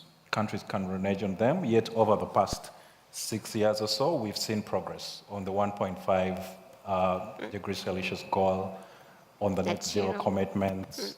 We're now talking about rules on offsets trading. What is that thing that you think we really got right in the Paris Agreement that we can use now as we start this loss and damage conversation? So one thing is Paris Agreement could be done at a moment where, the big objective was having a global agreement with targets, embedding every country and not only one group or the other group, and to have really a vision of the long-term trajectory, the net zero. This was already very difficult to absorb for many countries. It was the first time. Even all countries agreed to make a climate plan and to have their national jurisdiction putting that in place, because it's about a balance between a top-down regime plus really something which is embedded in sovereignty of countries. Now where we have now almost 6 years after, I think what is important is now everybody understand what they have signed off. It took time. The net zero, I think I can tell most countries that sign up on the last minute of the last day of negotiations, they didn't understood exactly where we're signing for. And so for that, you need time to absorb because everybody was focused on details where we were planning a sort of a big shock. And I think it took that time. So the first lesson, the structure is solid. I will come with what we have to make as improvement now. But it was in 2015, which was super late, because they are long transformation. And if you take 5 years to understand what we have been signing up, we are lagging behind all the time. So now and loss and damage was a perfect example. It was just like a cautious reference. We have to discuss about that. And then at this COP, we have to find a solution. Not one solution, certainly, but something much more concrete. But the recognition that it is not a problem between lawyers, but a problem between many humans together. So what I hear you say is that, we've done a lot of work. We understand the processes. So what is coming now, like loss and damage, we should not take as much time discussing it. No. And like you say, this is, when it comes to climate change, loss and damage shows the real bottom line. In Pakistan, more than 1,700 people died. The damage estimated billions of dollars, 30, I've seen some estimates of, 40. Nigeria, 600 people died. Early in South Africa, 400 people died. Kuwait, it's becoming difficult to live without air condition. This should not take as much time as the other processes took. Absolutely, and I think that we are at the flipping moment for that. And I hope so, but I'm sure that. So now the problem is how we get the resources. It's not so much, everybody is responsible, but of course in priority is the one who have polluted most. So developed countries first, and now a number of emerging countries. And of course, so they have to contribute. But it's not only a national budget of governments. It's about now applying, in my view, the polluter pay principle more largely. And that's what Maya Motley, for example, is proposing, to create a 10% tax on the profit of the oil and gas companies, whether they are public or private. And they have had, the 37 billion of profit this year. So 10% of that, that will amount of, at least give some support.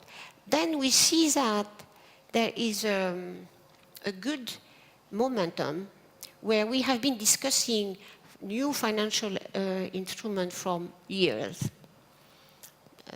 Capital, in a way, requirement, lending capacity of the World Bank, issuing of new emission of special drawing rights by the IMF, including in the debt, in a way, payments, the consequence of this global risk that climate change is. So we are discussing things that were totally taboos even 2 years ago.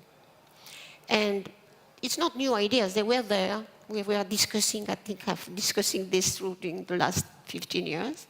And you see now, because of the pressing of the threat, that we have to look at all these options, whether it is or there are international taxes, normally a taboo, a total taboo, but why not? Where's the money?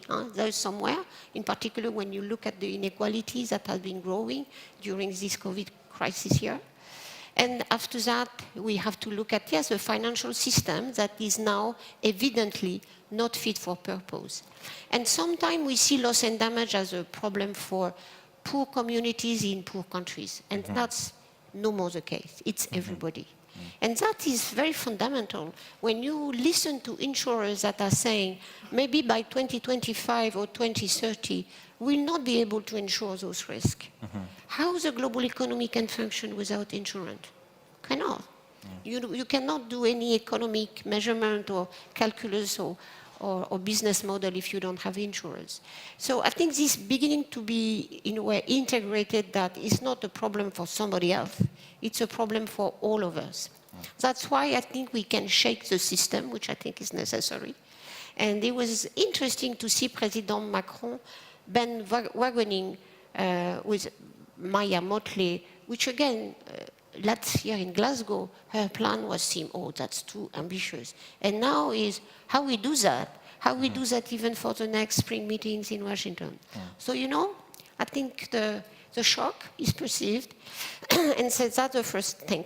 I think after that, we need to create and reinforce the accountability of everyone within the Paris Agreement. And that now is a new step of governance, I think. Parliamentarians, subnational citizens should have much more say on what is really happening and telling the truth. You may have seen Antonio Guterres or listened to Antonio Guterres' speech yesterday on the accountability and the high-level group against greenwashing. We have to think about accountability because we have to restore trust that, yes, we are doing this all together and people are serious and they are delivering for real. And then the finance has to be in that mood of credibility. So I think we have to shake the system. Like, I'm very happy of the Paris Agreement. It's a good reference. I was very proud of what we achieved all together. But now we have to move to a second level because, again, we are lagging behind. Acceleration is not enough involved in the Paris Agreement itself. So we need to create more enforcement mechanism, in my view. At least oversight and accountability, in my view, are the key two words. And this, because this is a very important topic, Maggie, I'm going to allow probably one question from the audience, if you have it. But before that, since you're a veteran, you've been at this for more than 2 decades. I'm going to put you on the spot. What do you think we'll have as an outcome, at least from this COP and maybe the next COP, as far as loss and damage is concerned, from the perspective of the countries that are most affected? I think they can win the points, even if a specific solution, for example, the creation of the facility for loss and damage, may not be an outcome we can get there, but the recognition that we have to have maybe one or several funds that can address emergency, for example, which is not the same nature of the funding than really trying to help the debt and indebted countries. So I think we will have a sort of categorization of the problem of loss and damage and the type of funding we should need for that. And then I do think we need that financial discussion where it has to take place, which is primarily into the international financial system, because UNFCCC cannot solve that. It has to be solved by the G20 first next week, and beyond that, at least. So I think it could give the problem, the clarity of the problem, and the necessity to really make progress this year, in particular with these 2 very important elements of the G20 and the spring and fall meetings, to come for the next COP with concrete achievement. And I think it's possible. Yeah, okay. Meg, do we have a question? Oh, okay, we don't have a question. So on a scale of 1 to 10, how optimistic are you that COP is going to take loss and damage as seriously? Of course, they're going to take it seriously, but work it quickly, and we see tangible results. The fact that we are talking about that. Of course, I look like the old timer would say, things are not the same. It was impossible to talk about that. In Paris, it was a super tense discussion, in particular because a number of developing countries, including US, were very worried about, it's a legal problem. We will be all accountable and responsible. The lawyers' approach of the United States, that's their culture. Even the Chinese were not particularly happy to be potentially held accountable on the past emission, and already the stock of Chinese emission is high. So it was just a taboo. That's why we get a network, we get first a dialogue and then a network. So very little. And now this is a main conversation. And I can tell that is a big sign. We need to continue pushing to find innovative solutions. It's complex, but now at least the problem is here and not just pushed back or under the carpet, which is what normally is the case before. Okay, very quickly, we have a few seconds left. You lead, the European Climate Foundation. It's one of the biggest climate philanthropies. in the world. I mean, how has philanthropy and climate change changed over the years as the conversation has changed, one? And then two, your organization supports many small groups, activists, to have their voices heard. We're here in Egypt. I've been at the main venue. You've been there. We've not seen protests. How do you feel about that? So first, it's a very tense situation for me. On one side, we need to continue pressuring. COP are necessary. We need to really organize this sometime with accepting that many people commit to things they will not deliver. But we need to make the world aware. And in particular, that meets the leaders that are coming under pressure as well. So that's one. The philanthropy in general on climate has a rather simple view until now, which is where is this technological fix and how we can fix the mitigation very quickly. It's good, but it's very limited because the problem is much more complex. And adaptation and loss and damage are just beyond what their concepts are. That's why in Glasgow we decided to contribute to philanthropy to a small loss and damage fund just for the signal. On the activists we are supporting everywhere, I'm really concerned about, of course, in particular the political prisoner, that everybody calling for their liberation from Egypt. The activists are mostly repressed in many countries. And so we need to offer to these young people in particular, but not only young, the legal assistance they need, try to have the protection for them.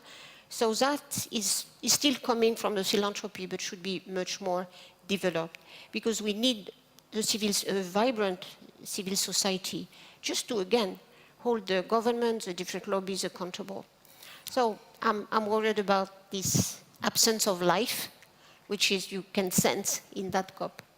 And through, the thing that I'll take away is there's a need to shake up the system. Yes. All through. Yes, and very often people ask me, are you optimistic or pessimistic? And I say, we don't have a choice. We have to be activists in the very broad sense. Laurence, Tubiana, thank you very much. Thank you. Thank you. Please welcome. What is economics?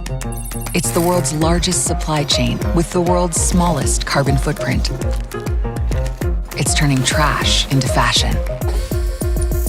It's a diverse workforce that creates amazing ideas. Working with SAP, you can measure problems and create solutions that bring profit and planet together. That's economics from SAP.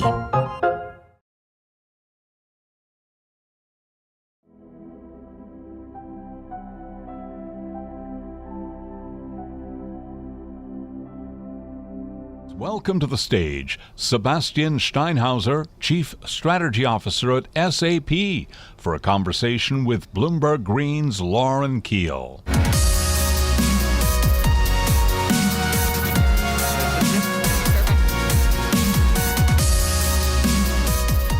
Sebastian, I am excited to have you with me, especially because so many times today people have talked about data, and especially the challenges around getting reliable, comparable data, which is intrinsic to what you do at SAP. So tell us about that. How are you working with companies? How are you thinking about what it means to actually use data in a way that helps sustainability?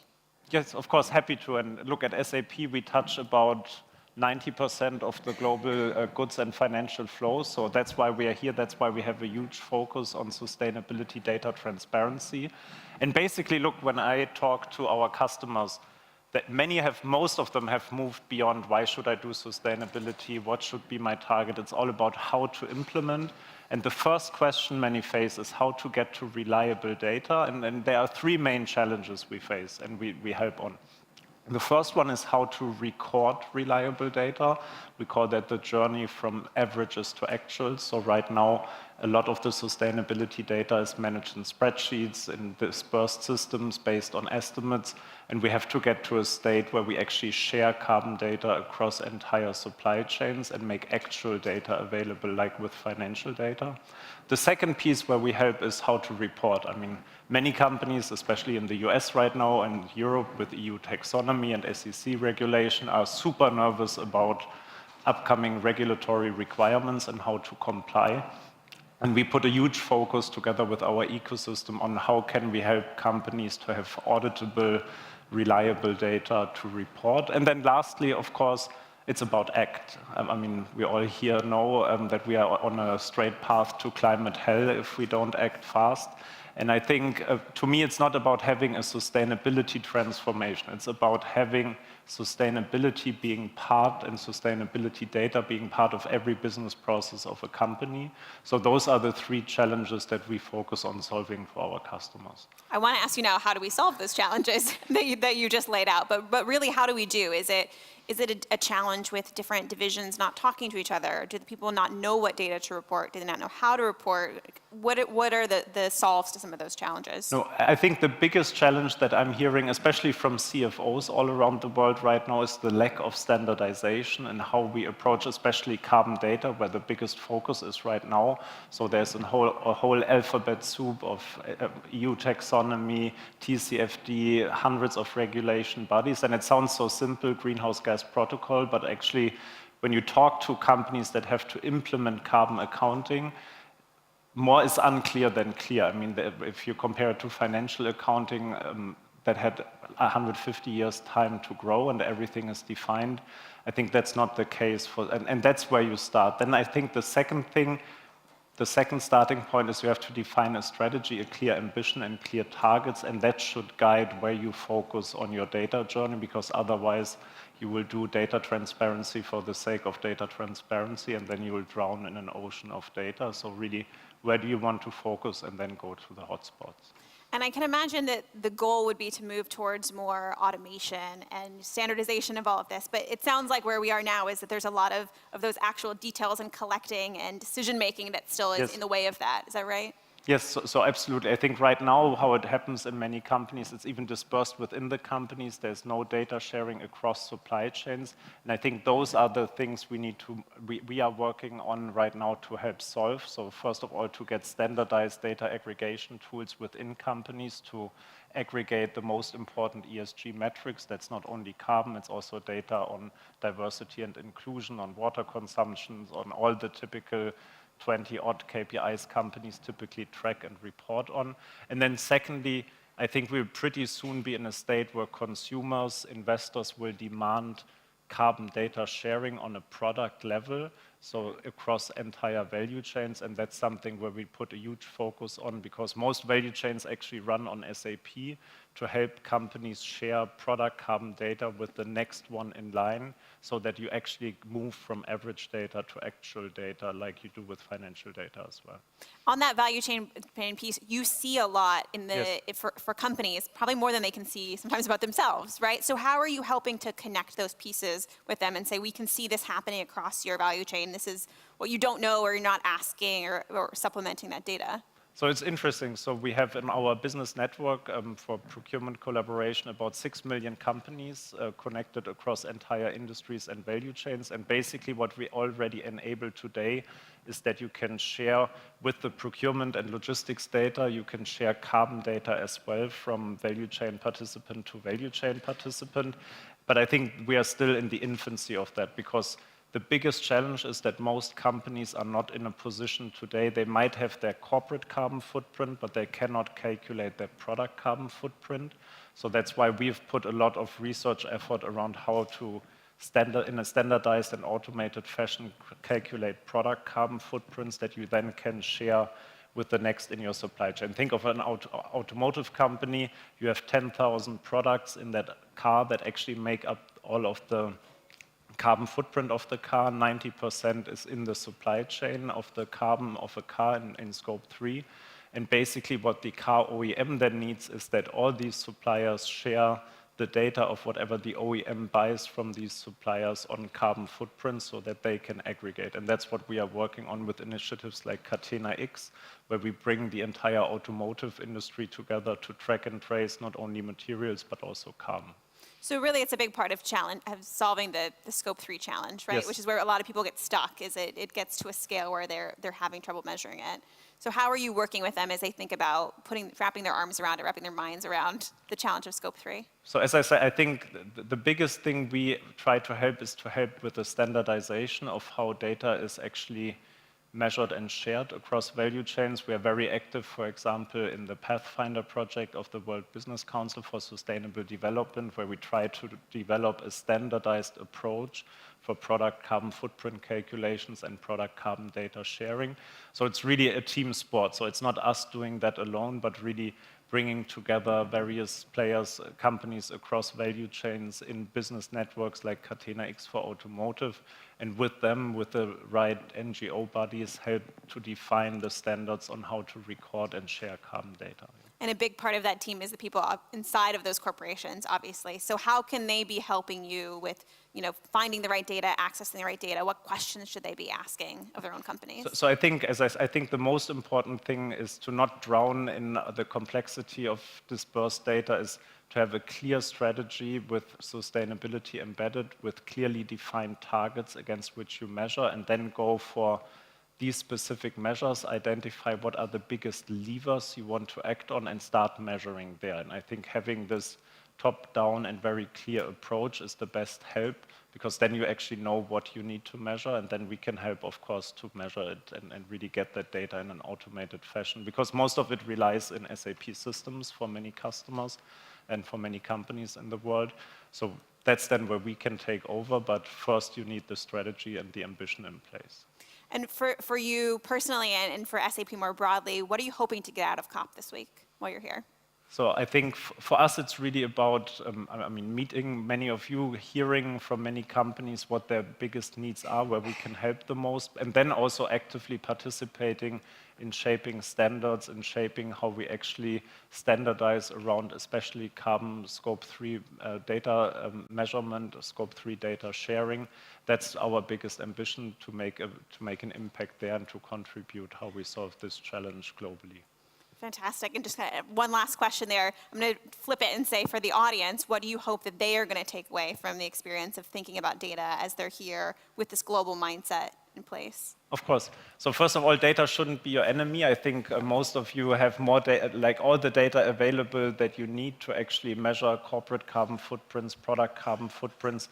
The tools are available, and I think you shouldn't shy away from that there is still a lack of standardization, but just get started. Every company will need to calculate a corporate carbon footprint. Every company should be able, or every larger company, to calculate the footprints of their most important products and processes. So there is a starting point, and then it will be a journey, but there are companies out there to help, and I think it's a team sport, so nobody has to go the journey alone. A team sport. Great way to end this. Thank you so much, Sebastian. Thank you. Thank you. Thanks, everyone.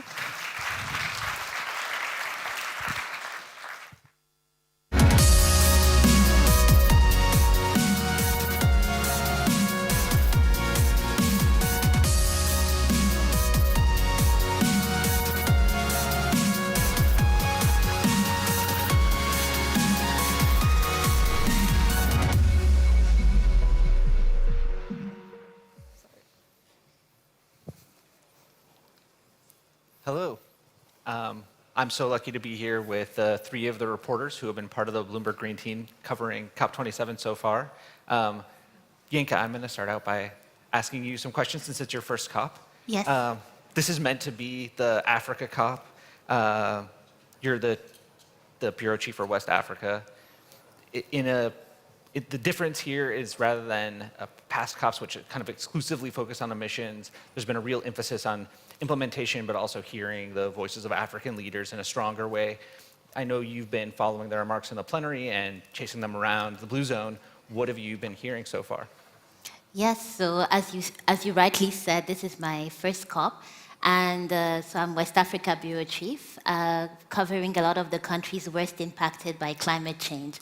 And so what's been interesting in the plenary, there was a lot of repetition about the fact that there's no time, and that the money needs to come now, and that change needs to happen now in terms of financing, climate financing. But at the same time, what we've heard as a common position is that, so far, is that for most African leaders, is that that they don't want to give up fossil fuels altogether, because they still need energy, and they see fossil fuels as a way of providing electricity, for their population. So that tension has come up quite a bit in the speeches and the sessions so far. Yeah, there seems to be a lot of tension between the idea of the position that a lot of the African leaders take of their moral stature of having not made a lot of historical emissions and their need right now to develop their fossil fuel resource. For some of the things that you're watching going forward, do you expect to see this theme develop? Like, I know there's going to be a lot of discussion of these issues at the G20 meeting, and I know you've been working on a story about that. Can you talk a little bit about what you're watching for there? Yes, so I mean, it's about making the African voice more prominent, and the fact that the COP is happening in Africa is actually one way that that is happening. We've seen side events, the Africa Day, the session with the president of Tanzania. And, but beyond COP, I think African nations want to keep that influence. And one way that they're doing so is that President Macky Sall, who is the president of Senegal, but also the president of the African Union, has said that he expects the AU to get a seat at the G20 at the meetings later this month in Bali. And that's one way, and that they would be using that seat to actually keep pushing for the pledges that have been made to be fulfilled, and also just keep putting pressure so that there's an African perspective at a continental level at that table, keeping in mind that the G20 countries are responsible for 80% of emissions, and Africa is responsible for about 4%, and is the worst impacted. That's very interesting. Well, so I'm going to turn to you now, Laura, but before I do, I want to say, I believe there's a QR code on everyone's ID cards, and if you have questions for the reporters who are up here, please put them in, and in a few minutes I'll be able to turn to questions from the audience. But so if this being an Africa COP is kind of one of the themes, another theme that we've been talking a lot about is how it's a wartime COP happening against the backdrop of the Russian invasion of Ukraine. I know you spent a good part of today in the Blue Zone with Ukrainian civil society groups. I know Zelensky spoke last night. I'm wondering, what kind of concerns they're expressing in COP, which kind of seems so far removed from the experience of war, but is connected to a lot of the things happening in Ukraine also. Yeah, absolutely. So all these things are connected, and we're seeing them in many ways being exposed for the first time at this COP. And so the session I was in this morning was with Ukrainian researchers and civil society groups. And what they were calling for was for better counting of greenhouse gas emissions from war and from also the military and defense systems during peacetime. And this is interesting because it's never been properly counted before.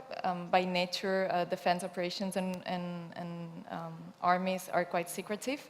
But researchers are increasingly calling for better research around these emissions. So very rough calculations estimate that they could be emissions from armies and defense systems around the world could be 5% of global emissions. So that would be more than shipping and aviation combined. And these are very early, very rough estimates. That's so interesting. Now, Akshat, before I ask you about some of the work you've been doing, I know we've written a lot about the impact of the war in Ukraine in terms of speeding the development of renewable resources. There's also the perspective that Laura's bringing in of the immense amount of emissions created by war. And Yinka kind of spoke of the need to develop additional fossil fuel resources because of the crunch. So in your view, how does it balance out? Has this been an accelerant for the energy transition, or has it set us back a ways now that we're taking stock at COP? I think at this moment, with where energy prices are, countries are turning to whatever is the cheapest form of energy they can get, and we are due to get some numbers around emissions increase. They're not expected to be very much globally, but within countries, you will see a massive difference. So coal-burning countries are likely to emit quite a lot, and then other parts are going to emit less. So that's on just consumption levels right now. On generation itself, 90% of new energy built in the past 12 months have been all renewables. So that trend is very clear, that cheapest form of energy will be built for, and that's currently clean energy.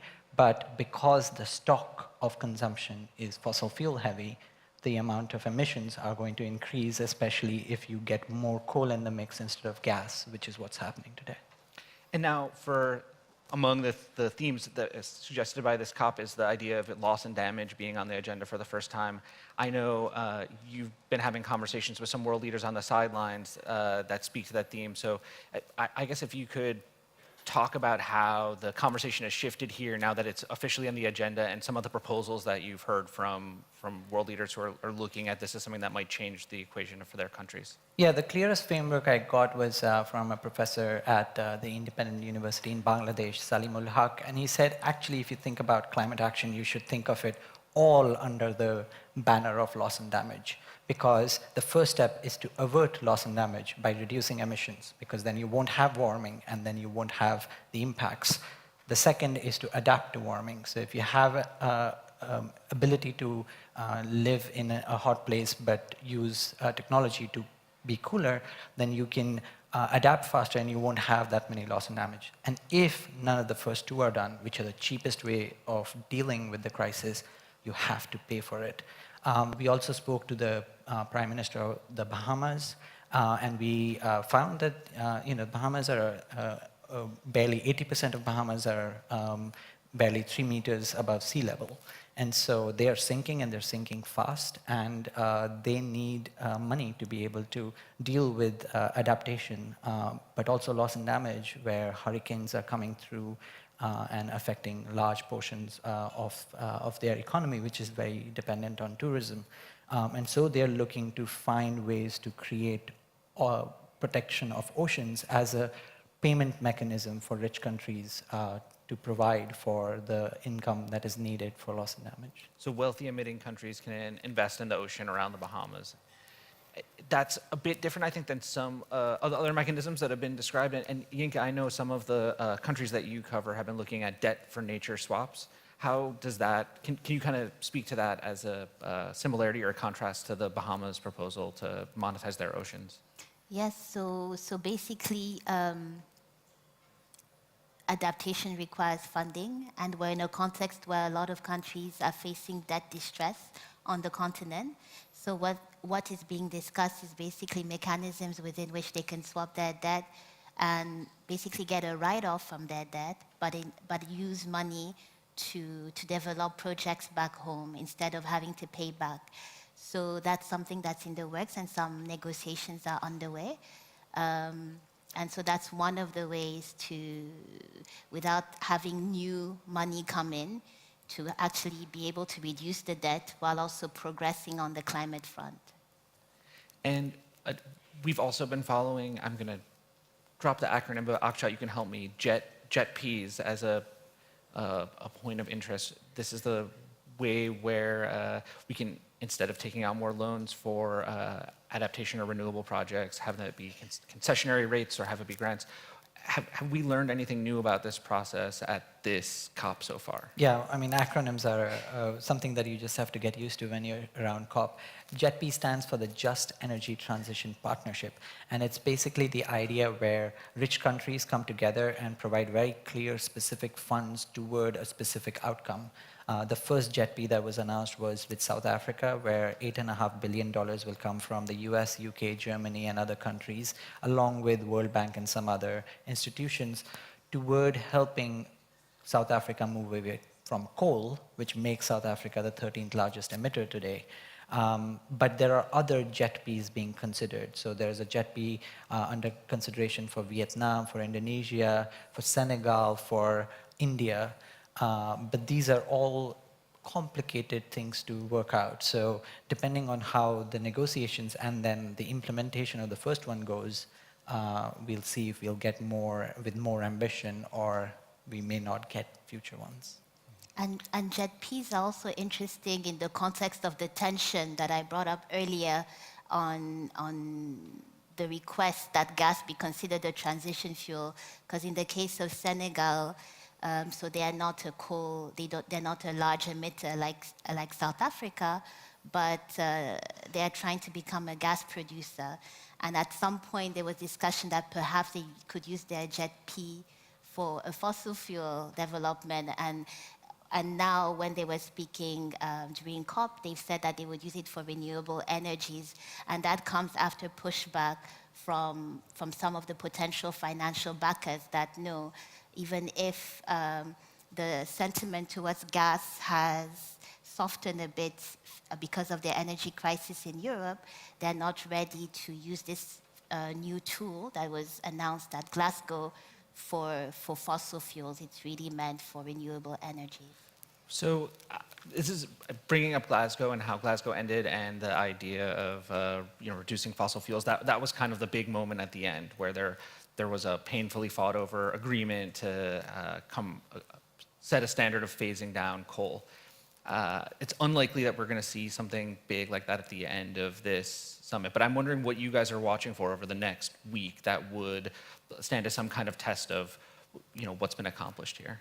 I would say first, with the main thing that we're watching is any sort of agreement or deal on loss and damage. So some people will argue that it's a bit outrageous that it took such a long time for the issue to be on the official agenda of COP, but now that it is, it will be interesting to see if they can reach some agreement on setting up a mechanism of funding or of transforming the institutions that can provide the funding when big disasters happen. And we've seen a few countries step forward with some small amounts of funding so far, right? Yes, that's right. So we've seen Denmark and also Scotland, which is not a country, but Scotland has also pledged money, yes. And Akshay, what about you? I think given the macroeconomic situation with where developed countries are feeling the pinch with debt repayments, with currencies that are very weak, with inflation, with fuel poverty, which is some portion of that also being felt in the rich countries. It is interesting to see that there hasn't been backsliding either on promises of actual climate targets. If anything, we've only seen a little bit of acceleration, and there has been no real backsliding on financial commitments that have been made. Again, there hasn't been progress, but the UK came here. It has to fill a £60 billion budget hole back home. It's going to announce something in a week or so, but it's not cutting climate finance. So that's interesting to see that there's a recognition that climate risks are as real as the many other risks the world faces. And Yinka, do you have something you're keeping your eye on for the second week? Yes, I mean, I don't know that we'd see it from the external, would be able to see it, but I think definitely a test of Africa's leveraging power is going to be its ability to agree on, as a continent and at regional levels, to have more negotiation power. So for instance, you have the Zambezi region where about 10 countries need to agree before they can make requests about forest payments. And similarly in the Congo Basin, it's several countries that are involved that would need to agree before they can now even start to negotiate for funding from richer nations from a polluters pay principle. So that intra-regional agreement is going to be important in order to accelerate the negotiations and reach deals. I want to check in with Meg and see if we have questions from the audience. What's your take on Article 6 discussions? Who wants to jump into Article 6? First, we should explain what Article 6 is, just to bring it. Yeah, so the Article 6 is an article under the Paris Agreement, which broadly talks about how countries can trade offsets. So we've seen some examples where Norway has paid money to Indonesia to try and protect forests in return for carbon offsets. That mechanism was agreed upon on rough guidelines at Glasgow, but real rules of actual trading would only happen after there are detailed rules to be put in paper, and some of those discussions are supposed to happen now. It also has a portion in it for allowing private buyers to help countries reach their goals. And that is something that may come up in the discussion we're going to have afterwards, where John Micklethwaite, our editor-in-chief, talks to John Kerry, the secretary, the special envoy on climate for the US, who's proposing one such scheme. Is there another question? Yes. Reloading. Sorry. Is the expansion of fossil fuels a prerequisite to a just transition? Yinka, I know you've been thinking about this. Yeah, I mean, I can't give the technical answer to that question, but it's the controversial issue. Countries like Kenya, for instance, are saying that they can leapfrog fossil fuel. Other countries are saying that it's necessary. So I think that's actually a controversial issue, and I don't know that I can give a definitive answer to that. Yeah, I think put our pundit hats on almost, right? We have to have opinions instead of being reporters. Yeah, it's country to country. We interviewed the president of Mozambique who said, we have gas, our people need energy, and we can use that economic resource as a way to develop our country. So I asked, what if somebody pays to keep that gas in the ground? He said, we will still use some of it. And what can you say, right? Like, I mean, countries have the right to develop themselves, and the way they do it is their choice, and then hopefully they will get advice and technologies at a cheaper price that allow them to do so. But again, like, there's a debate that can be seen within Africa, but also other developing nations in which, you know, each one is choosing their path, and they're all not the same. But I think even within fossil fuels, what I learned is about the idea that there can be a less carbon-intensive oil, and that's something that the UAE president has talked about, and that others actually have spoken about, which was news to me. But the idea that, okay, fossil fuels are still around, how can we make them less carbon-intensive? And that's, I guess, the middle ground until we find a solution to complete transition. Well, helpfully at this COP, we now have, because of the UN high-level expert report that came out yesterday, for the first time the UN saying that carbon intensity is not a way to evade the trouble of greenwashing.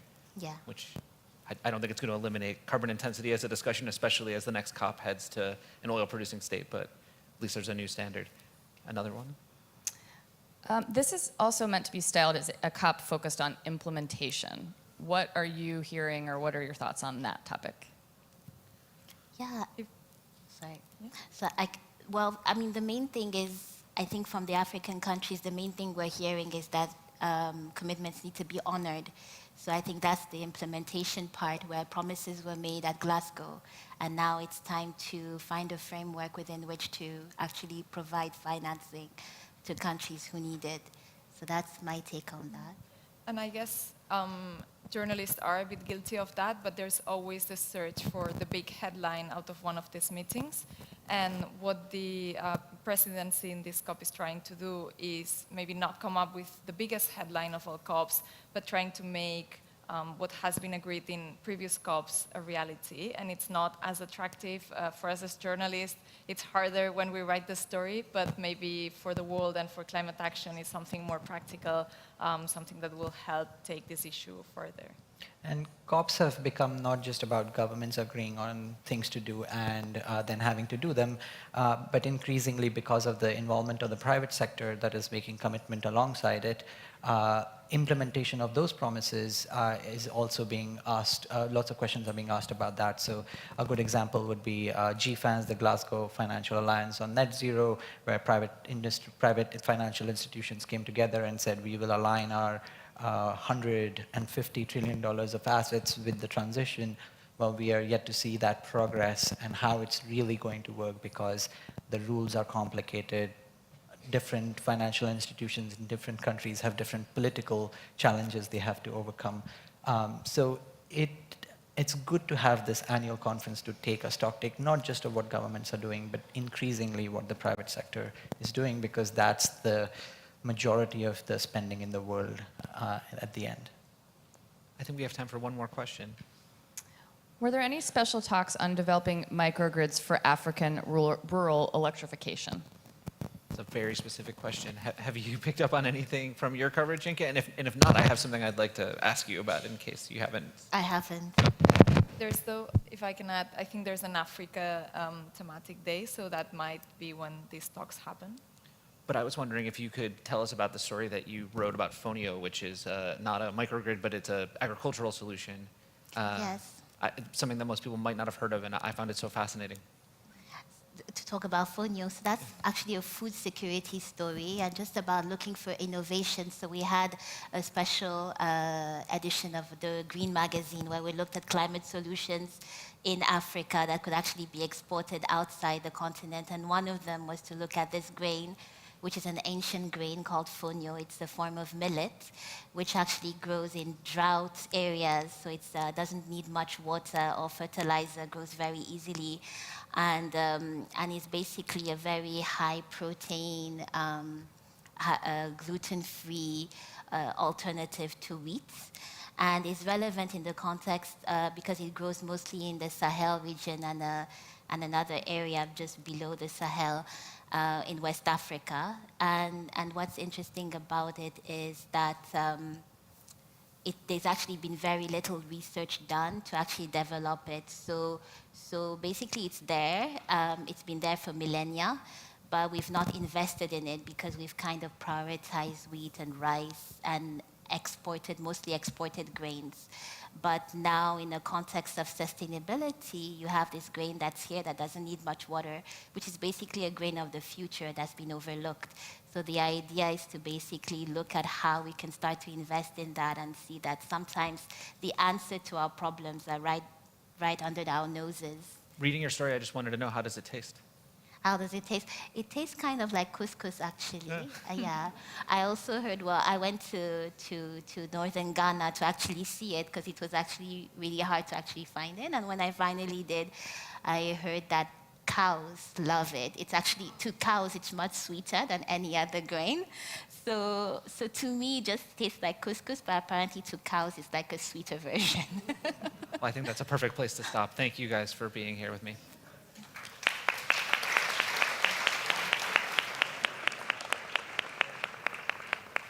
Please welcome to the stage U.S. Special Presidential Envoy for Climate Change, John Kerry, for a conversation with Bloomberg Editor-in-Chief, John Micklethwaite.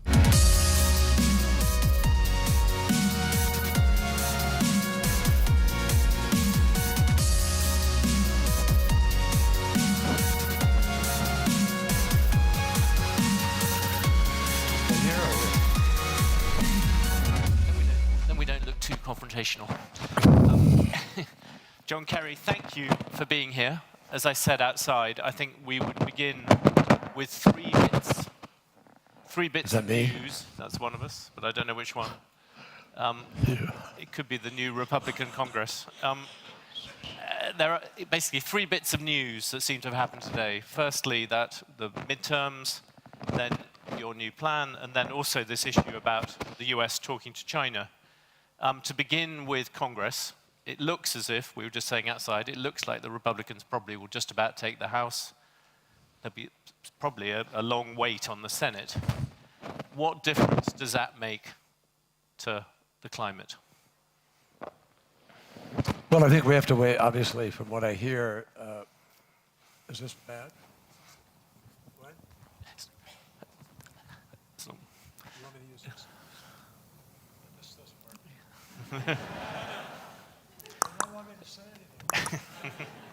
Again, I told you the Republicans have taken over. No, you can. Silenced already. Back to the question. Okay, the Republicans, not just with the microphone, but they have. It looks like they've won the House. Does that mean they will block any further climate Honestly, legislation? I don't know. I don't know what the makeup is, and. I guess it's going to come down to Georgia for the Senate once again. We'll see what happens. Do you think there are Republicans you might be able to pull away to do some climate deal with? Well, I would hope. I think what's happened is I think there has been a change in the country because so many parts of the country are really suffering for the climate crisis. I mean, you've got massive dust bowl in Oklahoma and wind challenges. You have the Colorado River and Lake Mead, Lake Powell at levels they haven't been since the 1930s when they were put together, when they were made. And great deal of drought, fires out of control in various parts of the country, floods in other parts of the country, intensive storms. And the intensity of the storms, people are beginning to understand, relates to the fact that 90% of the heating of the planet goes into the oceans, and then the oceans are warming at a record pace, and the moisture rises and goes into the intensity of these storms, and the warmth creates, with cold water and so forth, you get this pressure changes that create much higher winds and much more damage. That's the future, folks, no matter what, it's the future for the time being, because we're at 1.1 degrees of warming, and our goal is to limit the warming of the planet to 1.5 degrees Celsius, but we're currently on course to do 2.5, 2.7 over 3. And obviously that's catastrophic. But despite all that, what's interesting is that last year, as you know, Joe Biden said he would deliver, or promise to get $11.4 billion. You haven't got that through. What's in the budget? No. You haven't got that through even a Democratic Congress. The way it works, unfortunately, is that whoever the incoming president is gets the budget of the prior president. So Donald Trump zeroed out funding for climate over 4 years. And the last budget he left to Joe Biden is the Biden budget for 2021 when he's sworn in. 2022, this year, is the first budget that President Biden has had, and he's doubled and quadrupled the amount of money that was even put in by President Obama. So currently in the 23 budget for this year is $3 billion for the promise of 12 billion, which the president promised on top of the 11.4. The 12 billion is for the president's emergency plan for adaptation and resilience, 3 billion a year. So that's in the budget. We're working on the money that goes against the 100 billion. The 100 billion will be positively delivered by next year, and the president promised it by 24, because he knew that you have to incrementally raise it with the Congress. You can't get all of it in one fell swoop. It's just not the way the budgeting, unfortunately, works. And particularly on the issue of climate, where you have one party that won't even lend one vote. But do you think that means climate is dead if the Republicans are not? No, I don't think far from climate. Well, it's not in good shape. It's similar to the Monty Python dead parrot. It may not. Some people might claim it's alive, but it's not as a legislative issue. You think it's that bad, man? I'm giving you the chance to agree. This is Bloomberg pessimism. Your boss will not be happy. Yeah. No. Look, let me just put it to everybody bluntly as it is. On the one hand, things are looking very difficult in the long-term curve of where we are in terms of holding 1.5 because we're not moving fast enough. We're not doing enough. I just came from a session on finance where people are beginning to think about what the finance structure will be after 2025, which is when it's up for grabs. And the 100 billion is then sort of old school. That was what it was before, and we come up with a new mechanism. But what's that new mechanism going to be? I mean, the 100 billion was pulled out of the sky in the dead of night by Gordon Brown, who was then Prime Minister of Britain, just to sort of stop the negotiations and get people going home, finish up. And everybody said, well, let's put in 100 billion so that we, can help the nations that need the help to develop. This is the commitment of the rich countries to the poor world. That is correct. Commitment of the developed world to the less developed world in order to help. And it's never been fully given because of the reasons I just described. Barack Obama rushed to get $1 billion in of that right before he left, one of the last things he did, knowing it was going to be cut, and it was. So we've had this fight in the United States over appropriations for foreign things. And for whatever reason, some members of Congress have chosen just not to want to fund anything abroad or anything that has to do with abroad. And you may see that fight somewhat over Ukraine funding, as you've seen. So let's see where that goes. But the bottom line is that the UN report on finance says we need to spend about $2.5 trillion to $4.5 trillion every year for the next 30 years to affect the transition to clean energy economy and save ourselves 1.5. That's how you get 1.5. We're not anywhere near that, obviously.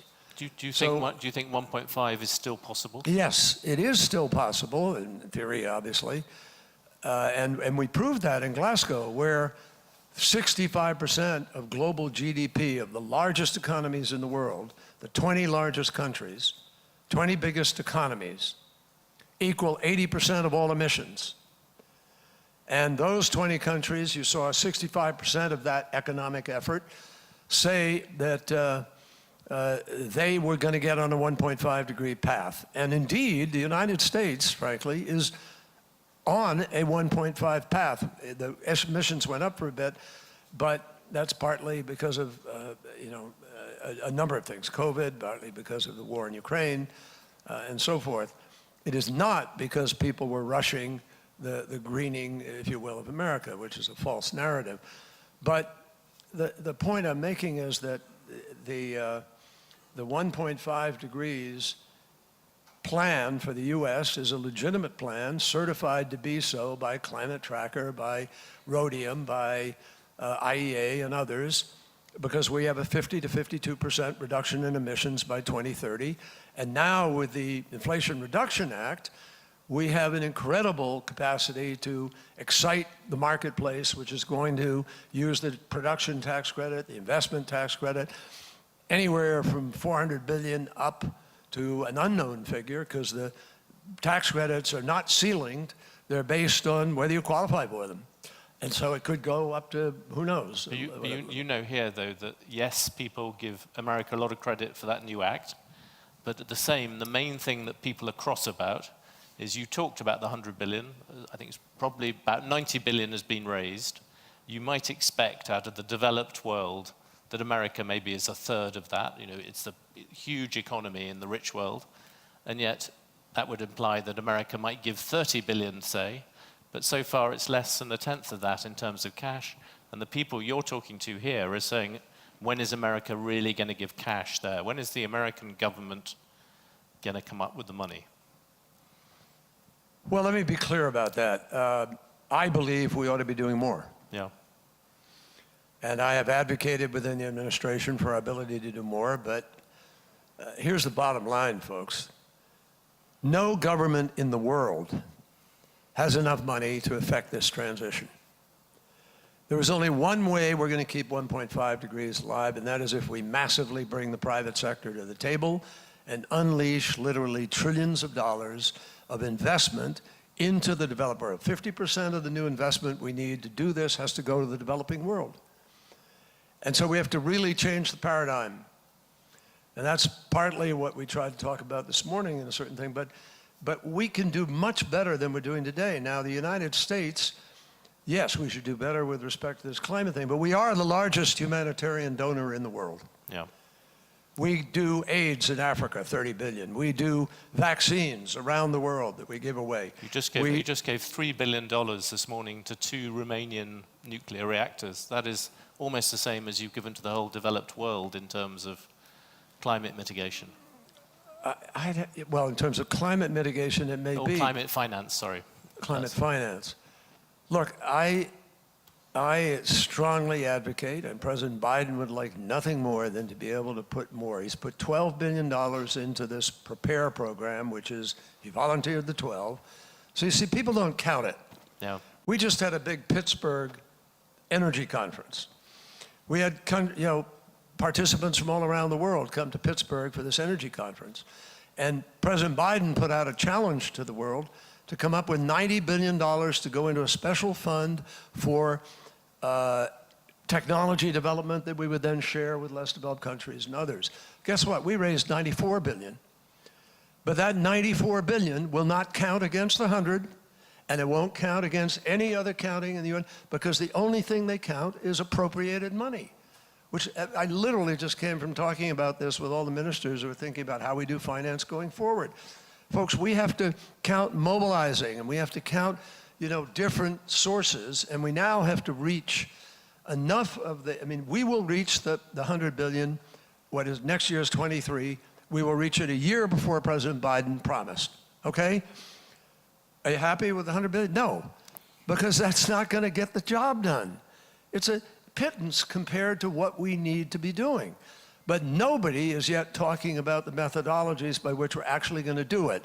So here's an idea.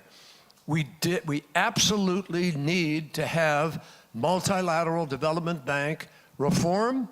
We need to do it by the next spring meeting of the banks.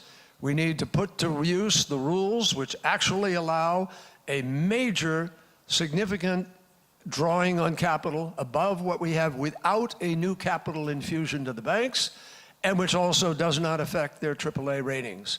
That can be done. And if it happens, then we have something like $400 or $500 billion that can then be used to leverage. So you're talking, if you leverage, maybe you're over $1 trillion. That's real stuff. That's beginning to get it done. So MDB reform is absolutely critical. I also think, and we put this idea forward today, it's not fully baked yet. We acknowledge that. We said that in the putting forward of it. But we believe, I believe particularly, that a certain, there is a mechanism where you could use the voluntary carbon market with a sort of, special category of credit that a company could buy that would partially go against their obligations, but more importantly, would purchase credits that would be used for two purposes. One, to phase down the use of coal where it is used, and you could have an ability to be able to transition to the new clean economy, and two, for the deployment of renewable energy. Only those two items with real guidelines and guardrails, no ability for double counting, no ability for confusion about what the credit is for, clear ability to measure what you're doing because you have physical infrastructure on the ground which you're using for it, and then you can begin to mobilize the money. I say this because I've just spent months traveling around the world trying to get certain countries to lift their ambition, and you'll see that in the next days. A couple of them will be doing that, Mexico and Indonesia and so forth. But I think everyone can see the purpose of reintroducing carbon offsets.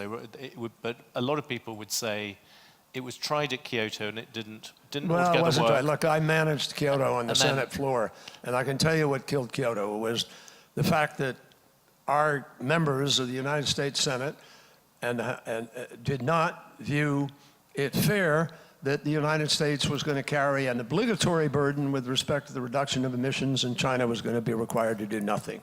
And so that basically politically just killed it. That's why it died. But there is a specific thing on this new offsets, is that many people in this room might say, look, things have changed. Now if I'm a developing country, it's actually cheaper sometimes, it's cheaper very often to turn to solar and wind power. This is building that is going to happen already.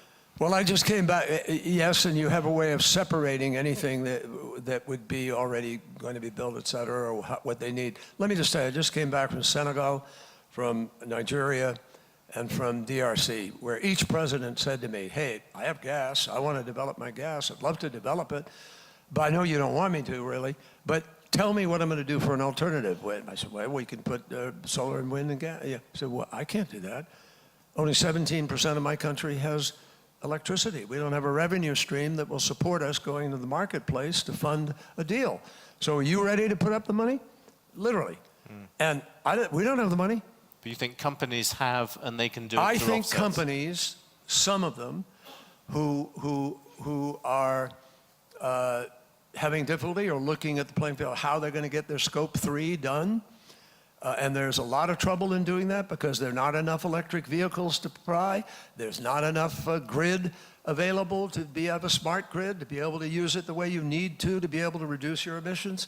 So yes, I think some will find that. And by the way, the people who are doing this are actually, people who've chosen to be good citizens, good actors. They're trying to live up to their pledge to do net zero 2050. People forget, there's no requirement that companies do net zero 2050.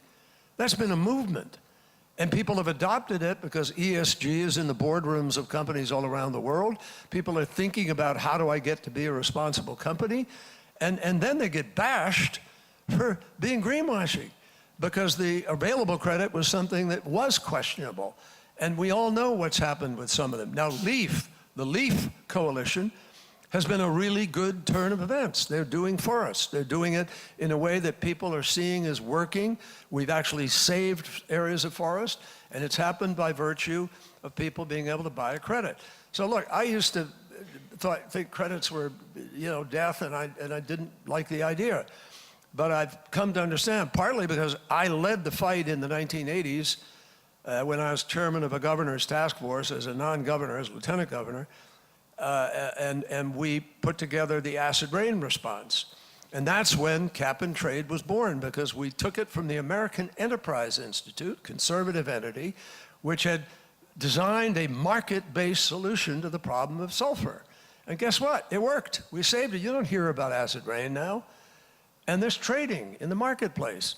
So I believe we should believe in the power of that to be able to, with appropriate guardrails and look, all you get the credit for is if you actually close coal or transition coal to renewable and then put out renewables. Every part of that is measurable. There's no faking it. And you don't get your credit till it's done. So we need to stop thinking in a way that we're stuck in the past. We need trillions of dollars. We have a crisis. And the choice, let me just finish on this. Yeah. This is a stark choice. It really is. If you want to keep 1.5, you better figure out a way to deploy the money to reduce the emissions. You're never going to deploy the trillions of dollars unless you have a bankable deal. Much of that $1 trillion that's available is something like BlackRock, where you have, client money. It's not even their money. Or you have pensions that have to pay out employees. You can't put that at risk. So you have to have a de-risking. How do you de-risk? You need concessionary capital to somehow de-risk, and insurance and other ingredients. Then you can begin to deploy the funding. What we're trying to do is make it possible to do that. And if people say, well, I just don't like these things, you can't do that, without thinking through the guardrails and the safety and the way it could work and be measured, then you are condemning us to absolutely pass through 1.5 degrees and blow it. You made a very passionate case why companies should be involved. The other thing, if you look at climate history, and you're well aware of this, is that nothing advances without America and China generally being on the same side. When we spoke last time at Glasgow, you just put together that. I wouldn't say nothing. I would say very little. In climate, we need to cooperate. But today we've just had the news from Bloomberg that the Chinese climate envoy, Jia Jianhua, he has said that he's been talking to you. That is a big change, because China reacted badly to Nancy Pelosi going to Taiwan. Do you think that relationship, at least on the question of climate, is now beginning to work better again? Not yet, because we've had some informal talks, but we're not in any formal negotiation at this point in time. Xia Jianhua is genuinely a friend of mine. I mean, we used to meet in airports traveling around the world together, and we've been to COPs many years, and we've negotiated Paris, and we've negotiated Glasgow, and I certainly stand ready to negotiate. As we've said, the climate crisis is not a bilateral issue, and it shouldn't have gotten caught up in those. But it is a necessary, without America and China on the same side, it is much harder. Well, yes, I agree. I totally agree, which is why I worked very hard to come to an agreement with China in Glasgow, and the agreement was a pledge by China to put forward a methane plan here in Sharm el-Sheikh, and a pledge to work with us to accelerate the transition from coal. Regrettably, that got interrupted. Xia Jianhua and I had a terrific meeting at Davos in the May meeting. We had a terrific meeting weeks later in Berlin. We had another meeting later in Stockholm. And we were poised to deploy a major negotiating session around doing something for Sharm el-Sheikh, and that did get interrupted by the trip to Taiwan. And we'll see what happens in the next days. Just a couple of last things. What is a legitimate thing for us to expect US and China to cooperate on now? Is there a focus that you would particularly like to push China towards? Well, what I just mentioned. The methane. Methane. And I have to, help you occasionally. I know. I know. Well, I'm learning schedule and all these other things. It's sinking in. Back to where were we? US and China. You were saying methane is one of the things that you could perhaps pull them into the table. Methane is critical. Sorry, folks. We're gonna really blow it here. Yeah. No. Now I can't say the word. Methane is really dangerous right now. Half the warming of the planet comes from methane. And because of the permafrost, I asked a top scientist the other day, what are you worried about? Johan Rockström from the Potsdam Institute. Some of you may have read his stuff. And I really respect his work and what he does. And he said there are 5 things that I'm really worried about.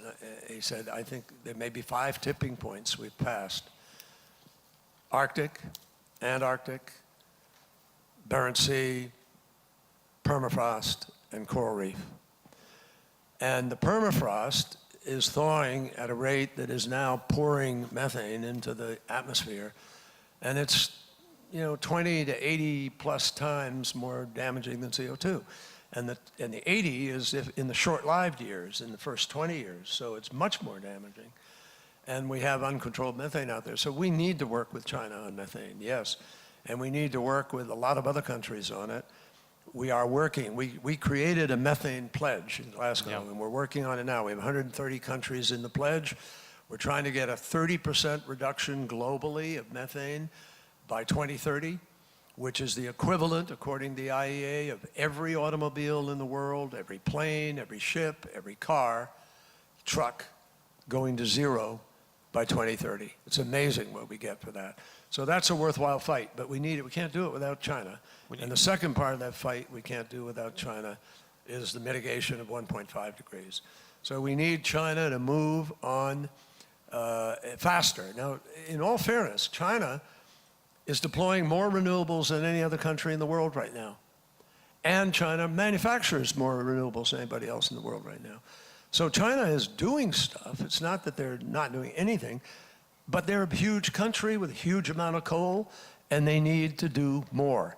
They have 260 gigawatts of coal that is scheduled to come online at a time that the IEA is telling us we have to get rid of 870 gigawatts of coal to meet the goal.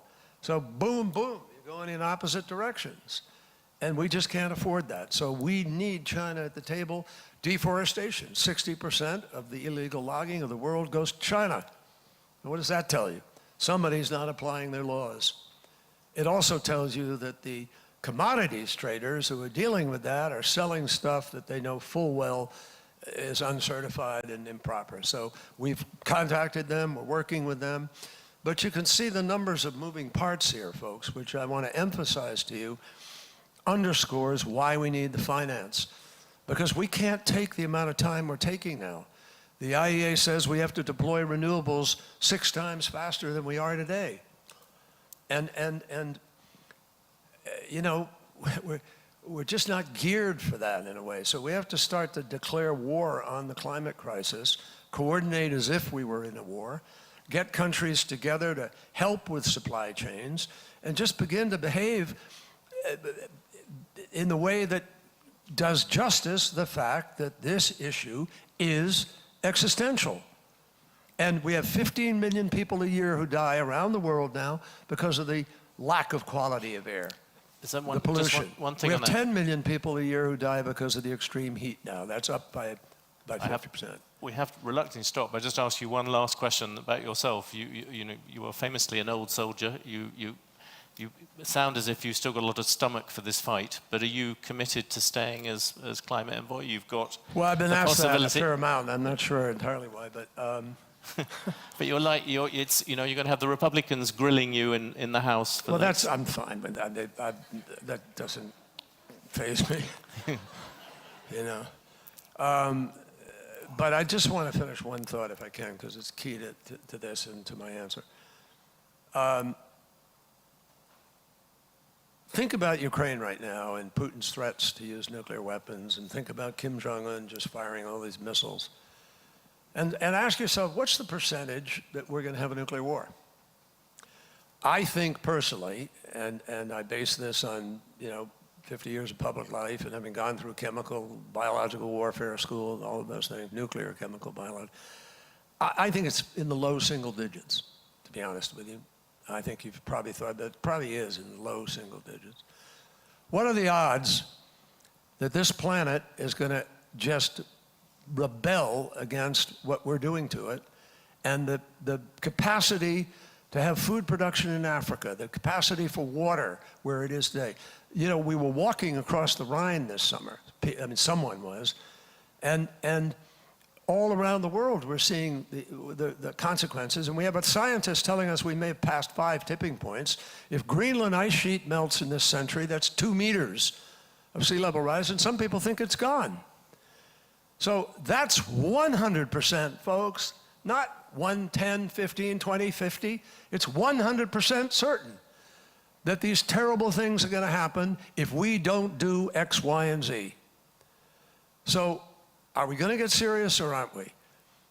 I think we have to address that. And I think it's time for people in our country to, we've got to get the folks in Congress to step up and do what we need to do to meet this challenge. 100% certain. And you're fully on for doing that for the I'm next couple of fully years. on for fighting, whether I stay in this position or not. I've said I haven't, made any decisions to leave.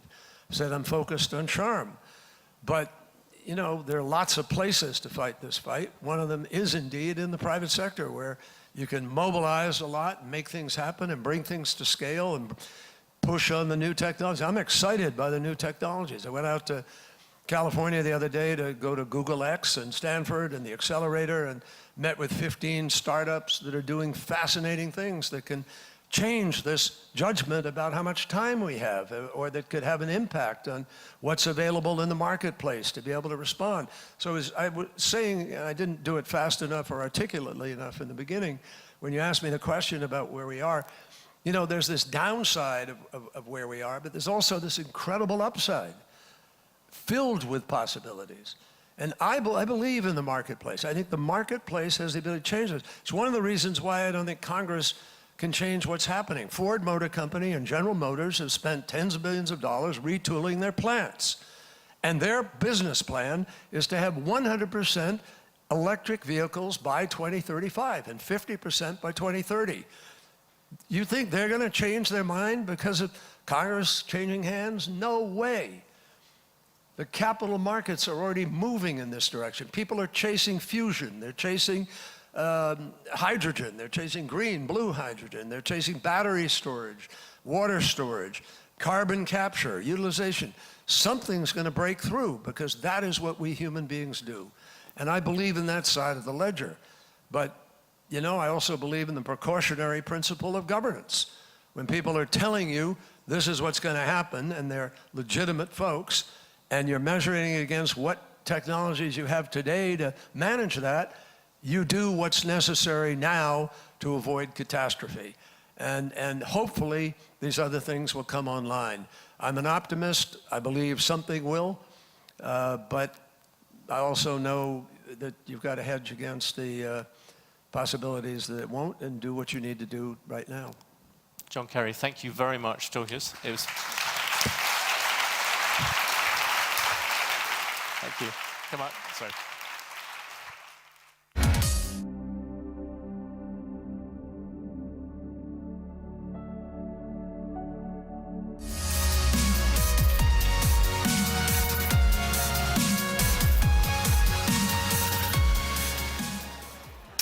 Thank you to the Johns, and that was amazing. And thank you to all of this afternoon's speakers.